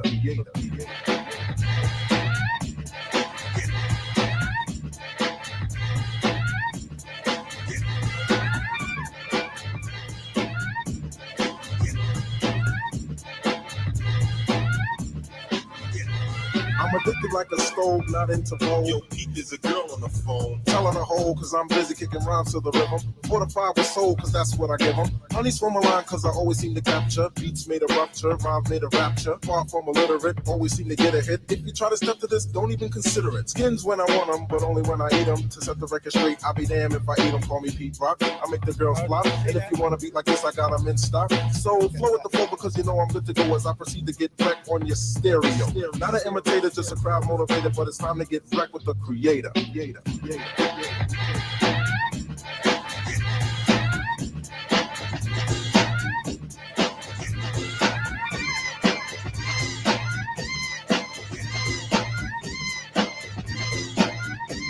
See a smooth cut it up like colors. Get some, you're in the bum. I take the cake, but you can't get a crumb from double-edic, authentic, superior, ultimate, and all that good shit. I'm the original Asiatic, acrobatic. There you have it. I get dramatic, creating drama when I'm on the scene, and I back a men mean like Bruce Springsteen. Hop a fire, style is mild. Meanwhile, put on trial, rap pile and exile, make it tumble and stumble, and a rumble just crumble. You need another helping hand to swing on. I stand alone, but still you gotta bring on your Batman and Robin, Cagney and Lacey, Starsky and Hutch, but they still can't face me. And if I make this one thing here clear, that's for you not to come near. Period. For I ain't bucking or delirious. My swift touch like a sword, that's how severe it is. And I can slice and dice a Fisher Price MC. The thought he was nice and 2-minute rice. Single-handed, I ain't with that band stuff. To see a scratch a record like place and dandruff. And the mic I ravage, not like a savage, but in my own way of doing damage. As I design a genuine line, the who flat top rules in 89. Warm it up, Kane. Warm it up, Kane. Warm it up, Kane. Warm it up, Kane. Warm it up, Kane. Warm it up, Kane. Warm it up, Kane. Warm it up, Kane. Warm it up, Kane. Warm it up, Kane. Warm it up, Kane. Warm it up, Kane. Warm it up, Kane. Warm it up, Kane. Warm it up, Kane. Warm it up, Kane.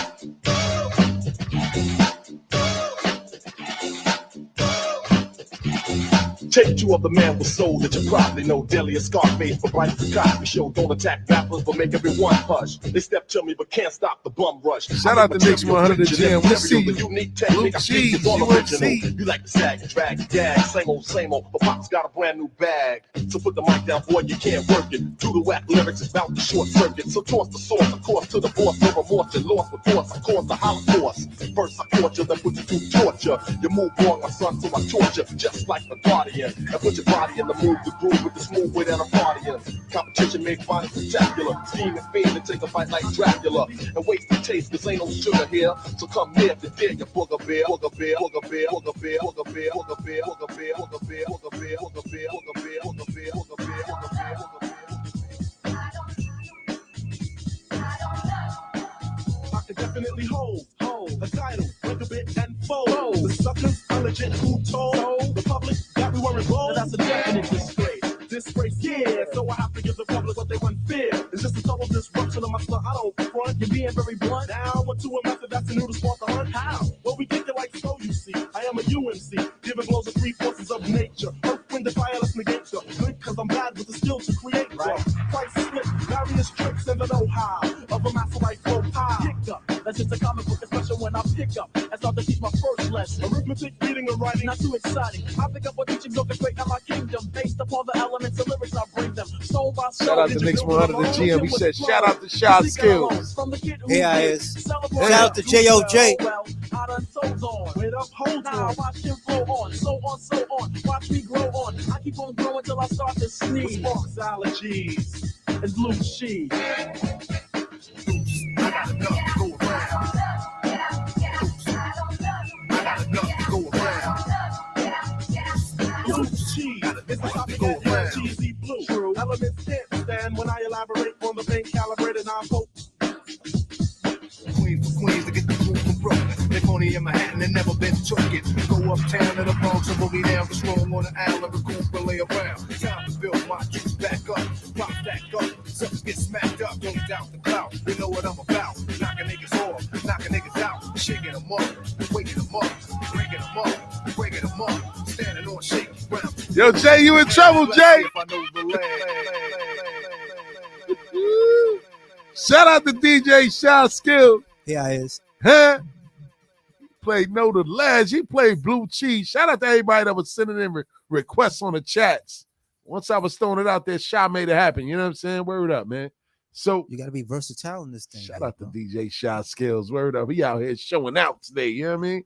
But we reached the part of our show, ladies and gentlemen. You know what it is, man. We out here giving you free game. You know what I mean? The name of this segment is called Peep Game. Peep Game. And it's hosted by our queen of the show, Tip Sosa. Sosa, talk about it. What's on the menu today? So, you know how we were just talking about Chris Rock and Will Smith and Jada, right? So, all right. Now, Jada said that Chris Rock tried to holler at her with the assumption that her and Will were split, right? Oh, God. So with him trying to do that under that assumption, was he wrong? It depends. Are you my man? Are you my friend? Are right. we just acquaintances? If Will view Chris as a friend, then yeah, he's wrong. Facts. You know what I'm saying? I'll like go with that. if you meet me, you see us and you know this is my wife, and then we divorce and you're my friend, yeah, you out of pocket, nigga. But Facts. if we just what up, what's going on, and I ain't passing. Yeah, really know and passing. Like you know what I mean? Because at the end of the day, let's keep it 100. Like most men, when you're in passing with your ladies, maybe 70 to 85% of them probably admire your lady or admire your situation. So if they get a chance to shoot their shot, they're gonna shoot it. You get what I'm saying? So I think Chris is wrong because I think Will probably viewed him as a friend. So I think that's why he felt some type of way about it. So once you have split, once you split with somebody, right? There we go. Now it didn't work out. Y'all not together. You still have ownership, like if this is the man that could possibly make me happy, because I see in other cultures where things like that happen and it don't be that deep. They might have a conversation but you know, everybody still gets along. Nobody's trying to shoot nobody. You know, nobody's trying to kill nobody. Our coach is different. Our coach is different. We own each other. Like we own each other. You said a different we word. Own each other. We own each other after, you know, even after the breakup, even after the split. I'm glad it's like, okay, go ahead. What you got to say? I've been brewing with this for a minute, right? And you hit it. That's a hell of a topic because you got dudes, right, that think because they got a baby by a woman and they break up. Maybe a year, 5 years, 10 years, 20 years. For some reason in their mind, they think they can always have that woman, even when they moved on and with another dude, another man. But they come around and, you know, still think that they have that type of control, or they have that about them, that they can always have that woman just because they have a tie like that kid. Yeah, that nigga's a fool. Facts. That nigga's a fool. You have a lot of men that think that way, and we have a lot of men who are fools. Yes, this is all I'm saying. It's like, yo, you use the word own. That ownership word is not even my vocabulary when it comes to relationships. It's like nobody owns anybody. That's what I'm saying. Right. Like now, if me and you break up, and you want to fuck with my man, fuck with him. But at the end of the day, he just letting me know that he never was really my man. True. And you just going off of what you really wanted to do anyway. So all right, so hold on. Well, what if the heart wants what the heart wants? This is like this is a genuine feeling. This is not about ego and your man, and this is about a human being being in love, or maybe seeing something in a person that they feel they have the potential to grow with. And this is a human thing. This is like, go ahead. How the fuck you gonna say, you know, I mean, I get it at the same time, because if it was my homegirl, you know, I probably would like, you know, so I'm not gonna sit here and say I wouldn't have, but if that's what they really chose to do, like, you know what I'm saying? And I know that we're done and it did not work. Yeah. Am I really right to be like, you cannot find happiness with this person? I mean, go ahead, Sha. Oh, that's a tough one, right? Because I do believe in not stopping somebody's blessings, like coming in between somebody else's karma. But there's also a code that, like, there's a code that, like you just said, you would be a little salty if your girl wound up with your man that you just broke up with probably not even 6 months ago, and they going hard.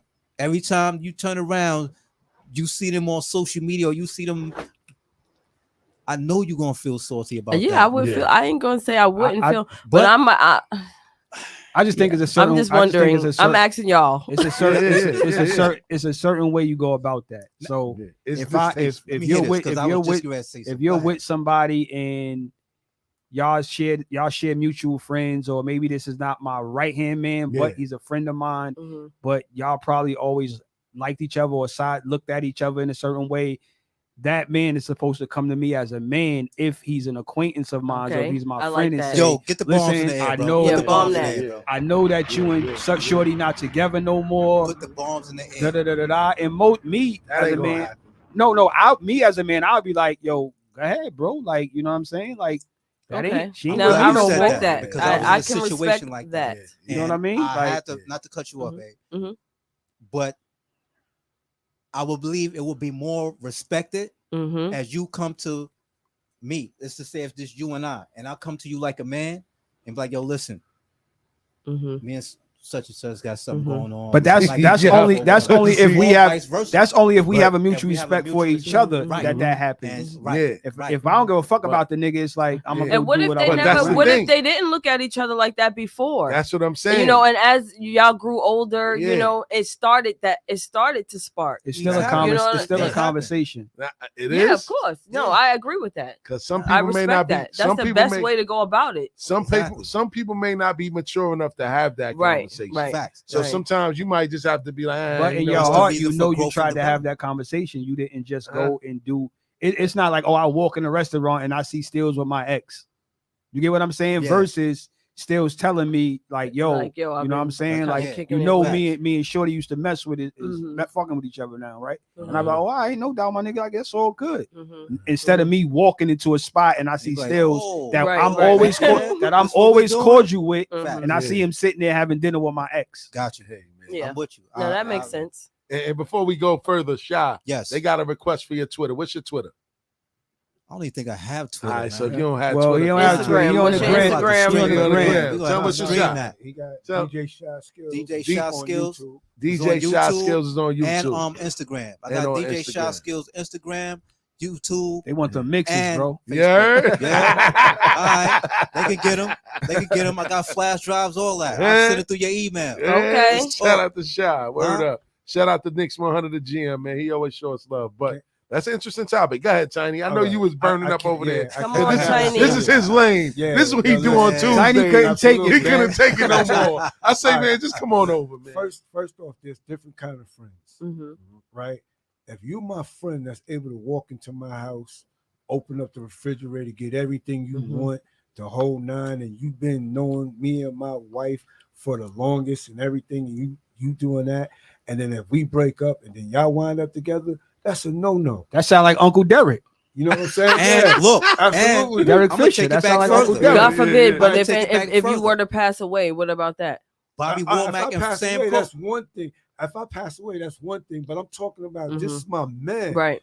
You done that's not your man. And it's food the most recent thing of this is Derek Fisher and Matt Barnes, where Derek Fisher used to be at the house. The two twin sons used to call him Uncle Derek. And then when him and his wife went through some turbulence and broke up, Derek slid up in there. Matt Barnes drove a few miles to go put paws on him. And look, years back, that's why justified. That's why Bobby Womack got ostracized from the industry, because Sam Cooke put him under the wing. He took him under the wing as an artist, a singer, and brought him in the house, eating food, his kids, all of that. The uncle. The minute that man died, he went to his wife, bro, and they got with his wife and wound up marrying her. Yeah, my kids can't go from my kids can't go from calling you uncle whatever. No, that's weird. You piping the mom. Yeah, So that hold on, Tiny. That beat down was justified because it's like, yo, you in my crib, I consider so you were scheming the whole time. That's what I'm saying. That's justified. Now, if we cordial, we cool, we don't hang together, you know what I'm saying? And all that. And what if that's different? If call us up, let us know how y'all feel about this topic. Mutual friends, like, you know, y'all might not be close, but y'all might have a mutual friend that y'all both are close. That's different. That's different. I'm talking about you supposed to be like right. This is my man. Yeah, you my brother. To turn around and do that, because I know I done talked to you about the problems we was having. Oh boy, whatever the case may be, soften it all up. Yeah, whatever. So you think so? If God forbid, if you know the person is no longer around, it'd be different. Because I know Nas said a line in one of his raps, like you messing with that dead man's girl or something like that. He did say that. You know, your like man shame messing on with you. that dead man's girl tell you a lot about his world. Absolutely. You get what I'm saying? Yes. So, and I think that it's not no sexy shit. Women use that, and a lot of women don't know. Like, you go tell your problems or your greatness about you in a relationship with your man to your girlfriend. That's data she's collecting. So soon as it's a crack in the door, that's right. And she could go in through that door. Like you probably complain about this nigga, but she know you got a good nigga. That's right. She might be like, oh, what the fuck she complaining about? That like, is very true. Like let her lose him. And I think it happens more so on that side than the other side. Where you know what I'm saying? Because I think men are a little wired a little bit differently. But I think a female, when they see a good man, they're like, "Oh, she didn't want the nigga." So, they own it. You know what I'm saying? Right. So even if you like, you see this woman's potential and you feel like she's a good woman, and your man is dogging her, like, and you actually could see yourself like still It's not my Like business. I don't get involved. I don't get involved with that. That's when niggas get shot. Listen. That's when niggas get shot. It's 4 men in here, and I don't think any of us is really like, you know what I'm saying? Like, that's I can't love you better. That shit is only an LL song. Right? I can't love you better. First of all, Niggas I don't go want to to jail be for in that. a relationship with somebody that was in a relationship that's somebody that I have a relationship with. Gotcha. You get what I'm saying? I can't do that. Like either. I It don't. That's feel not. good. Yeah, we gotta start fresh. Yeah. Hey man. Okay. It's peep niggas out game. there that don't be caring though. That's a fact. Oh no, we all know peep game. Peep It game. definitely is. That's a whole fact. Shout out to Sosa, man. Always making it spicy. But to each his own, man. You know what I'm saying? Like I'm not going to stop. Yeah, I mean, because y'all Somebody- are one set of group of men, but there are some that are going to still. They like this. Yeah, like you know, it also depends where you at in your life as well. You know what I'm saying? Because you could meet a female and she used to talk to one of your boys, but it was nothing never serious, and they never was together. They used to talk. They probably went on a date or two, and then you meet her later on in life, and then it goes. It's a different situation. But I'm saying, if this is my woman, Wait, my you said lady. later on in life? Okay. So if me and you were talking, and let's say we in high school or college, and we're just talking, we went on a few dates. We never really was a couple where like we out together, we introduce families, but then we stop talking. Right. And then one of my friends meets you 5-6 years later. That's totally different. That's totally different situation. Right. But what if we went strong? Prom king, prom queen, everybody knew we were together. We still kids, and though. then okay, so go further then. We still kids. And it didn't work out. But then a few years later, your man or somebody you knew bumps into her and but did they know that y'all was together? Did Yeah. they also know that y'all was together? Yes, they know that. People are human. That's what I'm saying. The that- human. I'm talking about thinking just like not Human with the nature ego. is But okay. I agree. I don't think the teenage and the childhood shit hold weight. No, it don't. Answer this question. Especially if you're old enough to know between right and wrong, man. So That's shout true. shout out to Jessica in the chat. She Come on, said, Jess, Shout what out to if D. you Moore die Jr. off the soap opera and the person is a widow, do the rules change? That's what I was saying. Like, do the rules change when you if you Well, pass away? I know niggas I know niggas that done went and knocked I took definitely groceries, do too, but took I'm groceries saying, to like, the widow. You know what I'm saying? So I'm not on that type of time, but I know niggas that done did that. No, but here's the thing. Dirtbag. Here's the thing. I'm Shot dead. the ball Right? for them niggas. Yeah. Here's the thing. I'm dead, right? But my homeboys that know about me and her and then knew my homeboy, they gonna look at him funny. Yeah, they gonna look but that's at him. regardless. You can't. But so listen two here. people who are genuinely happy with each other and are elevating in life, you know, after finding each other, whatever the fuck. You gonna let some fucking people in the neighborhood or people who Listen on here, the outside I dropped looking in some, stop I dropped you? some cash off on Sarah and the baby. Yo, you know what? You know what? I dropped some cash off on Sarah and the baby. Yep, You know what I'm saying? No, no. Yo, Cuddy. All right, we gonna leave this alone. All right. all right, man. There's some cutties out here, man. Cutties from the cut. Drop some cash up on Sarah and the baby. Come on, Nate. She I'm wasn't in the doing that line, like Nate. that before you left. Oh my God, man. So we're gonna get up to the That's part fucking of our hilarious. show, man. We're gonna talk a little bit about this hip hop and all the drama going on. So we're gonna set it off with this, man.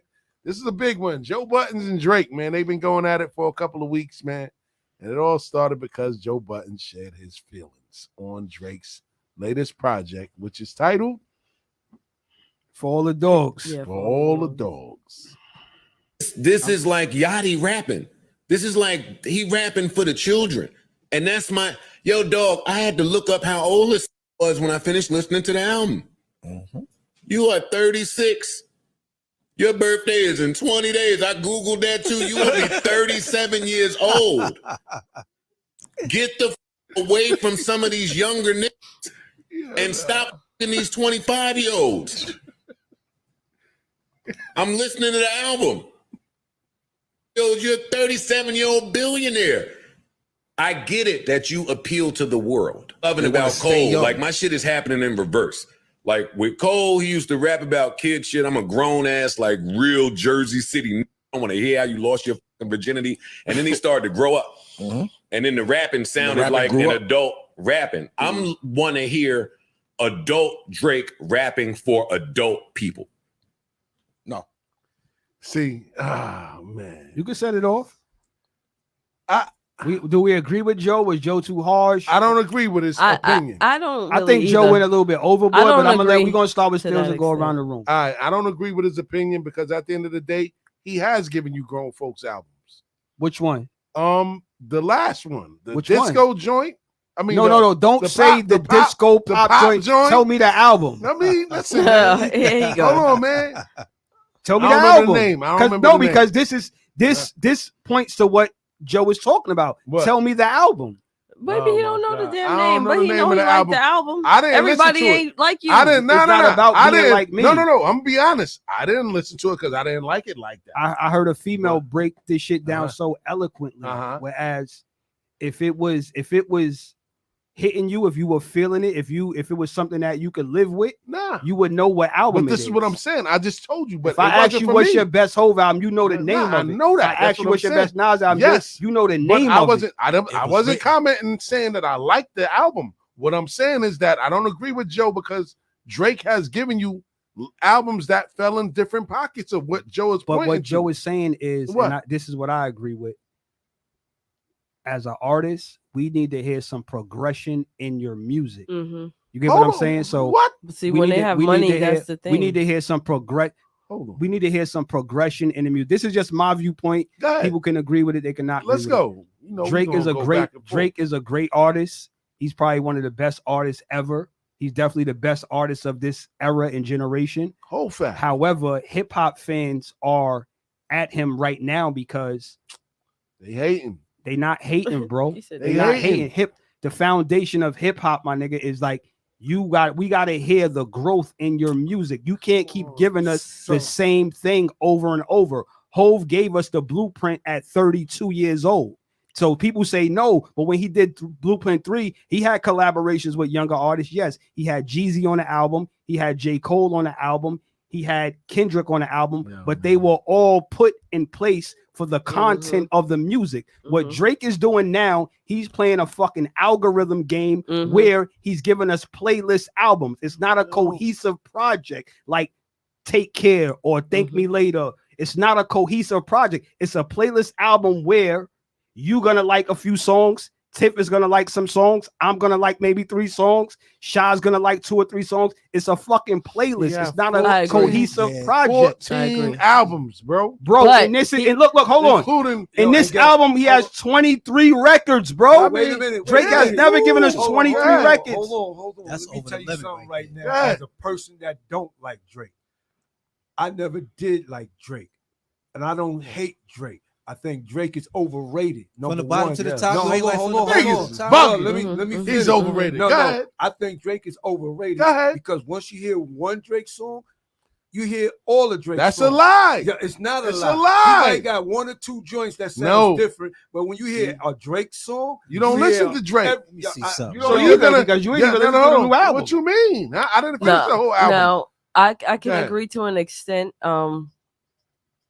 I get what you're saying. It's repetitive. Some of the whole chick thing. You paid her tuition. You know. The little you upped her car now. You still speak to her moms. Nah. You know where you at now. Like it is kind of repetitive a little bit. You know, but he does have those few that stand out that give us that But I get what you're saying. I do. Boy, I could play 5 different Drake songs. But I'm not gonna sit here in front on Drake and act like I can't go back but not his now, but his. Stills, if I was to go back to the Take Cares or the what's Drake's best album, whatever. Stills? If I was to go back, I could dig in the crates and find some good.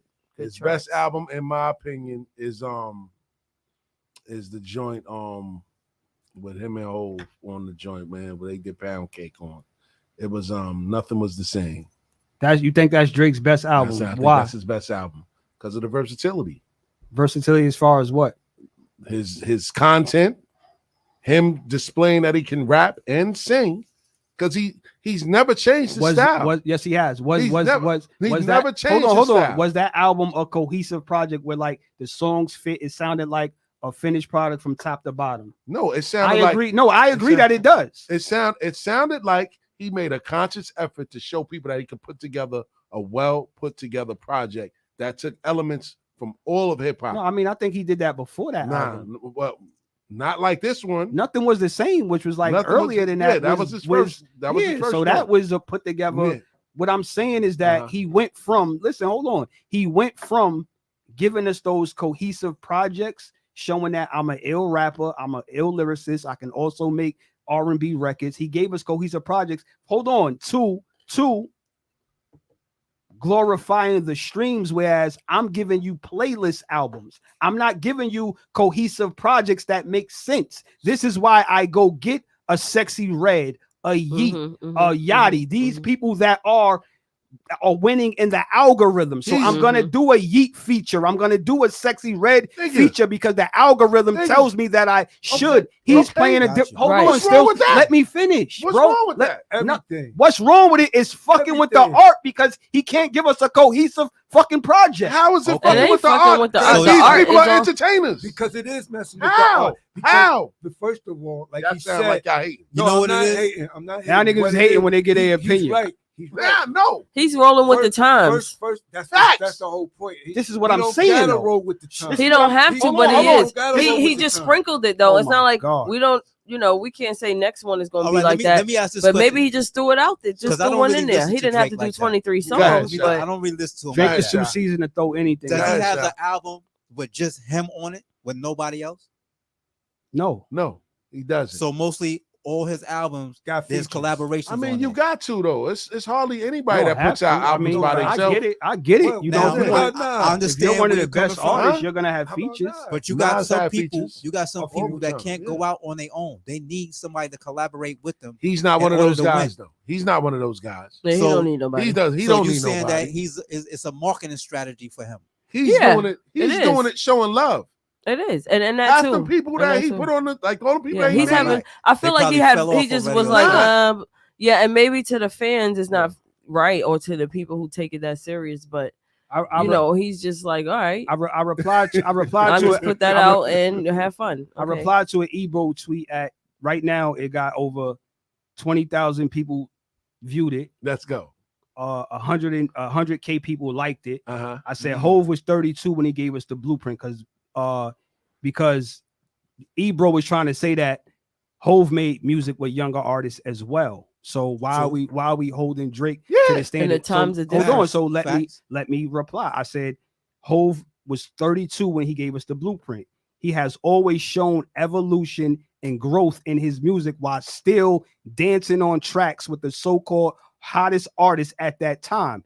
Drake is playing music business chess, and I get it. That was my tweet.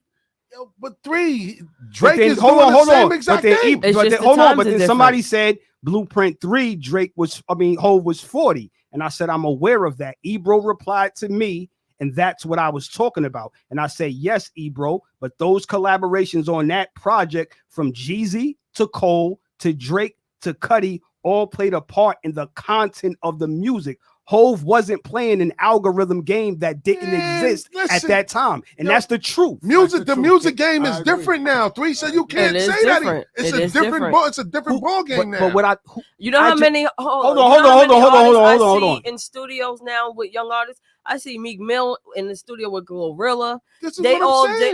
They hanging out, whatever. Game. They tapping into the now.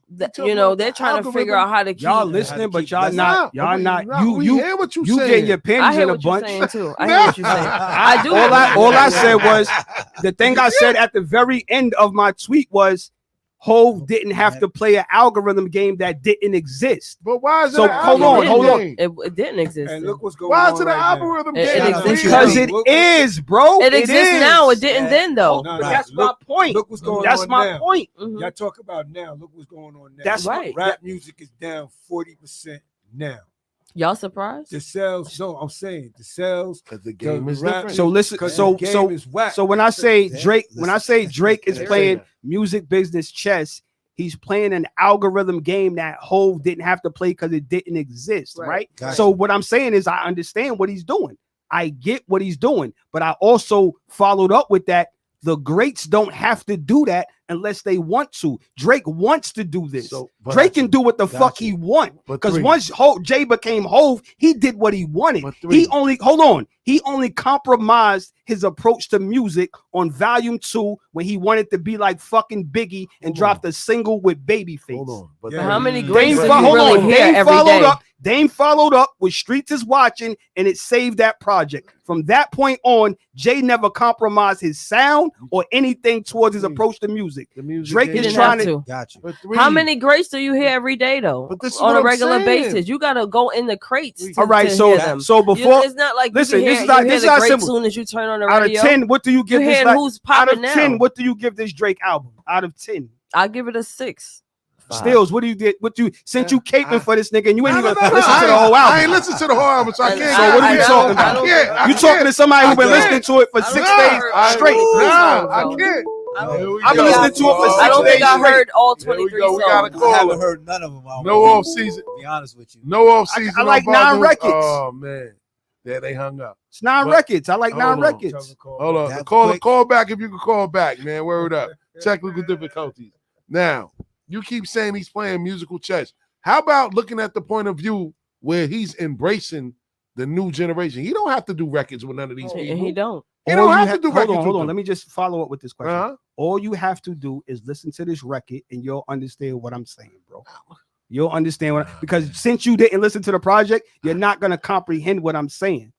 The shit is all over the place. That's what I'm saying. So he played musical chess when he did a whole album with 21 Savage, right? That was okay. That was What's the name of this project, man? Let me get it. It is all over the place. Come on, man. I'm not going to never come up here and just say, listen, my dog. Certified Lover Boy, I loved it. That shit was a good album.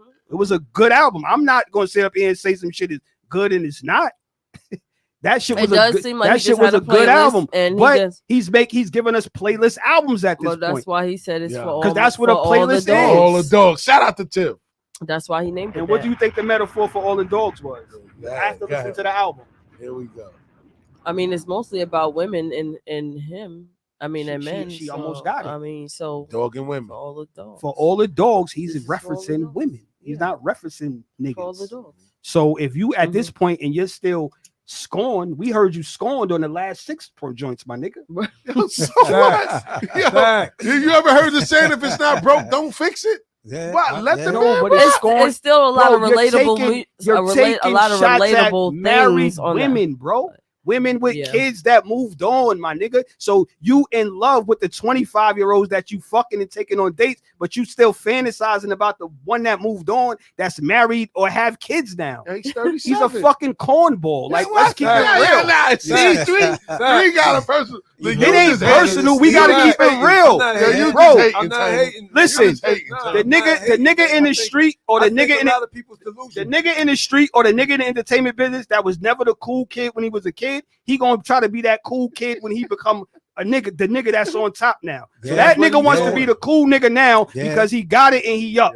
Because he was never the cool nigga. He was the herb. You see the way he's moving the goalposts, man. I'm just keeping it a stack. Moving the goalposts, man. Bro, Drake is. I think you can fuck a lot of 25-year-olds, but you always gonna fantasize about that. Drake is Drake is super talented, but if a corny bitch walked in here, Tiff would say that bitch is hot, but she corny. Because she would just say that just by the way she's moving. If she was moving corny, she would say that. Yeah, I would. Women be knowing women, man. They know them. It ain't nothing wrong. And listen, somebody said, "Oh, Russell Wilson, he's corny." Yeah, he is, but he's a straight bozo. You know what I'm saying? But he's not corny at all. I don't even get why his career went down the tubes after he got some boom. I don't get why people say that. The man is happy. What is corny about being happy? What is corny about fucking being happy? I don't get it. He's not corny. Because he's not afraid to express thing is you can positivity within his relationship. You can be corny and win. We so man versus women that men versus women and social media makes it worse. They on their football. Well, I'm on my other shit. Yeah, they on their football. Well, y'all talking about corny and y'all talking about his career. All right. I'm talking about something else. Goddamn it. So let's fast forward. So something that something that Drake said when he was in feelings. His response told you he's a fucking corny. All right, so hold on. So let's take part of what he said. He called Joe Budden a failure. Oh my God. Now, we're gonna go around the room.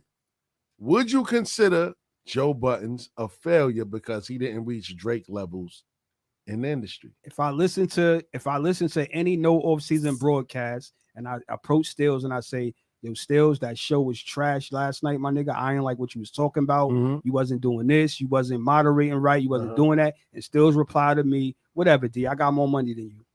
Nigga, that's corny, my nigga. Like, you in a business to be critiqued. Like, you can't talk to me about money. So basically, you saying 90% of niggas that rap, if they don't reach your level, then they're failed rappers, or they that. No, they not, my nigga. There we go. You know what I'm saying? Like that. A failed rapper is somebody who is 35, 40 years old, still chasing a deal. There you go. And never get on. But if I had 1 deal, 2 deal, and I failed, Red Cafe is not a failed rapper. Red Cafe been through 9 different deals. He's been on 8 different labels. He's not a failed rapper. He just never popped commercially. But why you put a time limit on it though? What if he 35 still pursuing it? What if he nice? And you never get a deal, you are a failed rapper because you didn't even secure a contract, money in advance, nothing. Okay. You're a failed rapper. Okay, I'll go for that. You're a failed rapper. If I play basketball, I never played JV, I never played varsity, but you see me at the local YMCA working out every day. I never did nothing. I'm a failed basketball player. Like, let's just keep it real. But if I make it to a division, you didn't make it to the level you hope to. Okay, no, you don't have to say failure. Thank you, Tim. You don't have to say failure. If y'all want to sugarcoat shit, you didn't make it. What you think, Shiny? But that's what you Drake think? Called him. Drake called him a failure. Yeah. Because he I say you failed when you didn't really put the effort in and you didn't try. Okay. I agree with you. I'll go with That's that. when you failed. But they If you did try and you gave it your all and it just wasn't your calling and it didn't go that way, that is not failing. That is you just having to realize that is not what is in the cards. Is Joe Budden a failed rapper when? Nah, I don't think hold on. rapper. When rap paid him, kept the lights on. That's what I'm saying. He parlayed his rap until a multi-million dollar business that he runs now. Yeah. So no, he's not a failed and things rapper. are different. No, but Drake was saying that because for 1, he was hurt. Yeah. For 2, he was in his feelings, and for 3, your expression, your views on. You're saying 90% of the niggas, if they don't reach your level, they're failed rappers. But nobody's really gonna reach your level outside of Hov, Big, Nas, Pop. It's just a different of music. Exactly. Yeah. And because he went on a 48-hour tirade against Joe, it let you know that shit hit home. It did. Yeah. And all it screamed to me was, like, niggas would tell me, I like Drake, I listen to him, I got him on my playlist. I always say this nigga's mad corny. Come harder next time, Drake. Drake. Corny. Yeah. Come so harder, when he did that, it made me solidify my views of him. Like, bro, like, you're the guy that didn't get no girls because you were corny. But now that you up millions and you get whatever you want, and everybody you're else beneath you, you're still dissing women, bro. He been scorned. Like, even Jay-Z evolved from that. He say he can't even listen to his old music because he says bitch and hoe so much. Yeah. Like, bro, you're 30-some-year-old man. I'm sounding like that's Joe why right I love now. Fabulous. With a 5-year-old Fabulous son. you never really hear too much hoe and bitch. He makes it sound so smooth. You don't even realize he just called you a hoe. Is Fabulous a failed rapper? Is Fabulous? No. No, hell no. He's not a failed. He's still rapper. One of my top. He's not on Drake level. He's not. He's still doing his thing. He's though. not a failed rapper. Drake said he got jets.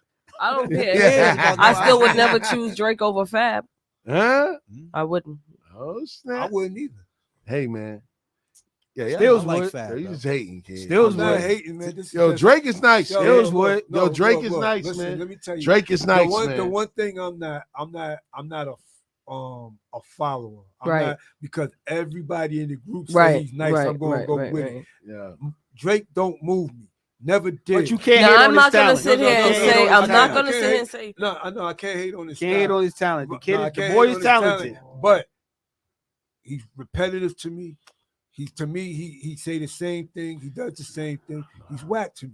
That's just how I feel. But when you reach a certain point, what the fuck else you gonna talk about? You didn't. Yeah. I mean, like you got the money now. You done. What else? I mean, you just gotta really think outside the box. Come on, I guess. man. Because on that, like, man. I don't know. What else you gonna Tiff, talk you come from everything. You love hip hop. You start dating all these women that you were lusting over. You finally get them. Now that's all you talk about. Hold on. No. You're dating them. You're doing whatever you want to do. Then what happens now is that you slip up You sleep with a porn star, you get her pregnant, you have a kid with her. Mm-hmm. Now you try to hide that kid from the world. Now you're like bitter because the world knows that. And now your rebuttal to everything is that I could have never been with you. Like he tried to slow Rihanna down at an award show. One of the biggest moments of her life. He tried to make it about his love for her. Hey, man, that's crazy. She wanted a shot. No, but listen, hold on. Listen, but listen, this is how a real nigga shoot a shot. When she walked on stage, ASAP Rocky grabbed her and squeezed them fucking buns and kissed her on the neck. She was feeling that. More than saying, I love this woman since I was 19 years old. Yeah. Hey, man. That's crazy. That was Wheelchair Jimmy, man. He got money. Y'all niggas keep capping. Listen, man. This guy's super talented, man. He came up as an actor in Canada and he studied hip hop. He became a good rapper. He can harmonize and sing. But knock it the fuck off. Y'all niggas trying to. Nah, we not doing this, man. We're not doing this, man. We're not doing this. He don't like Drake. It's not about being. It's not about being biased, bro. This nigga don't like Drake. He's a fucking hater. He don't like Drake at all. So the difference between these two is that he don't like Drake. He just don't like Drake because Drake. He don't like Drake, but he listens to his music. 3 don't like Drake because 3 feel Drake is corny. Yeah. No. Drake got some shit now. He got some shit. I could differentiate. He got some shit. I could separate the artwork from the person. Got you. I can do that all day long. Like, you know what I'm saying? Like, Kobe was a prick. R.I.P. Floyd Mayweather, the same thing. Like, you know what I'm saying? But you can't disrespect what they did to the game. Like, I respect Drake as an artist. I just know a fucking combo when I see one, because when you try to overly be cool, that ain't you, my nigga. That's not you. Like, be who you are. I think that once he got this money, he bubbled up. He's trying to play a role that he's not, my nigga. You see, I agree. And niggas like you fall for it. You got a lot of people. We in the went away industry from that's music, like that too, man. though. Yeah, everybody's they like money that. up. They wasn't like that when they all was money, dude. Well, are you supposed to stay? All money, dude. You're not supposed to stay. Nobody's supposed to say. But like maybe you tapped into. We've seen multiple artists become chameleons and go into different styles. LL did it. Lil Wayne did it. It's certain guys that do that, but they stayed true. LL is not a fucking herb. LL will scrap any one of us down in this room right now. That nigga's not a herb. Nah, not at all. At all. Been around him That nigga's not a herb.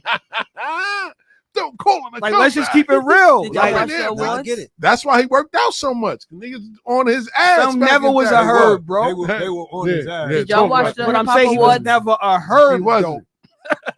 Tiny was there. Tiny, he probably. Look. I was there. When he take that ass whipping, when he shoot that fair one. Yeah, he'll shoot it. Exactly. He was That's never. why I started working out. Like I'm a clever lang everybody. I was there at Lang Quarters when the boys on what's the cat's name? When the real 50 Cent and them dudes was at going at they were trying to rob him at don't tell too much. Don't tell too much now. Oh, my bad. He might see you in the street like, yo, why you tell that story of all those things? That real 50 Cent. But can we before we close this segment, can we agree? Y'all don't see that. Listen, hold on.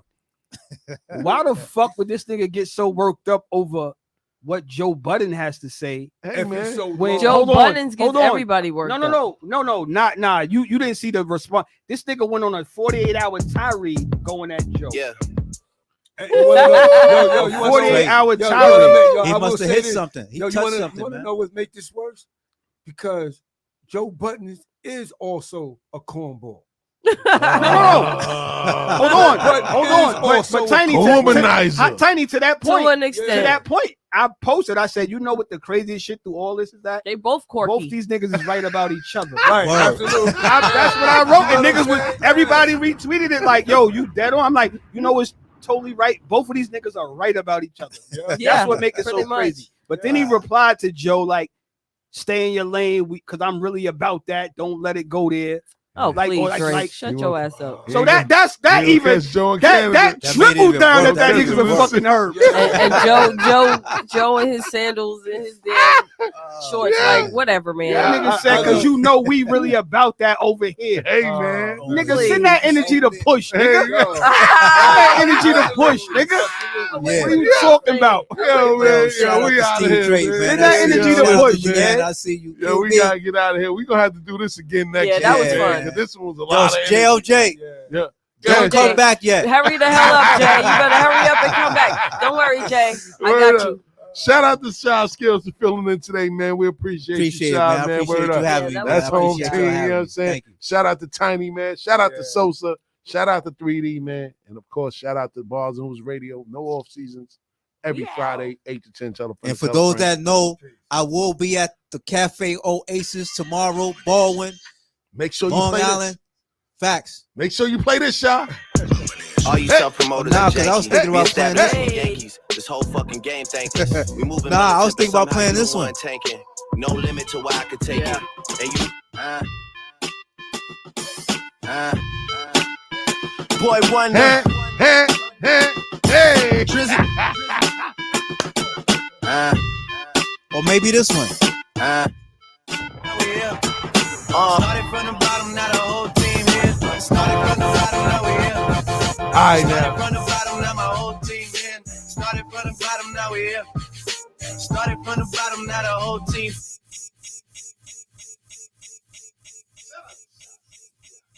Let's go.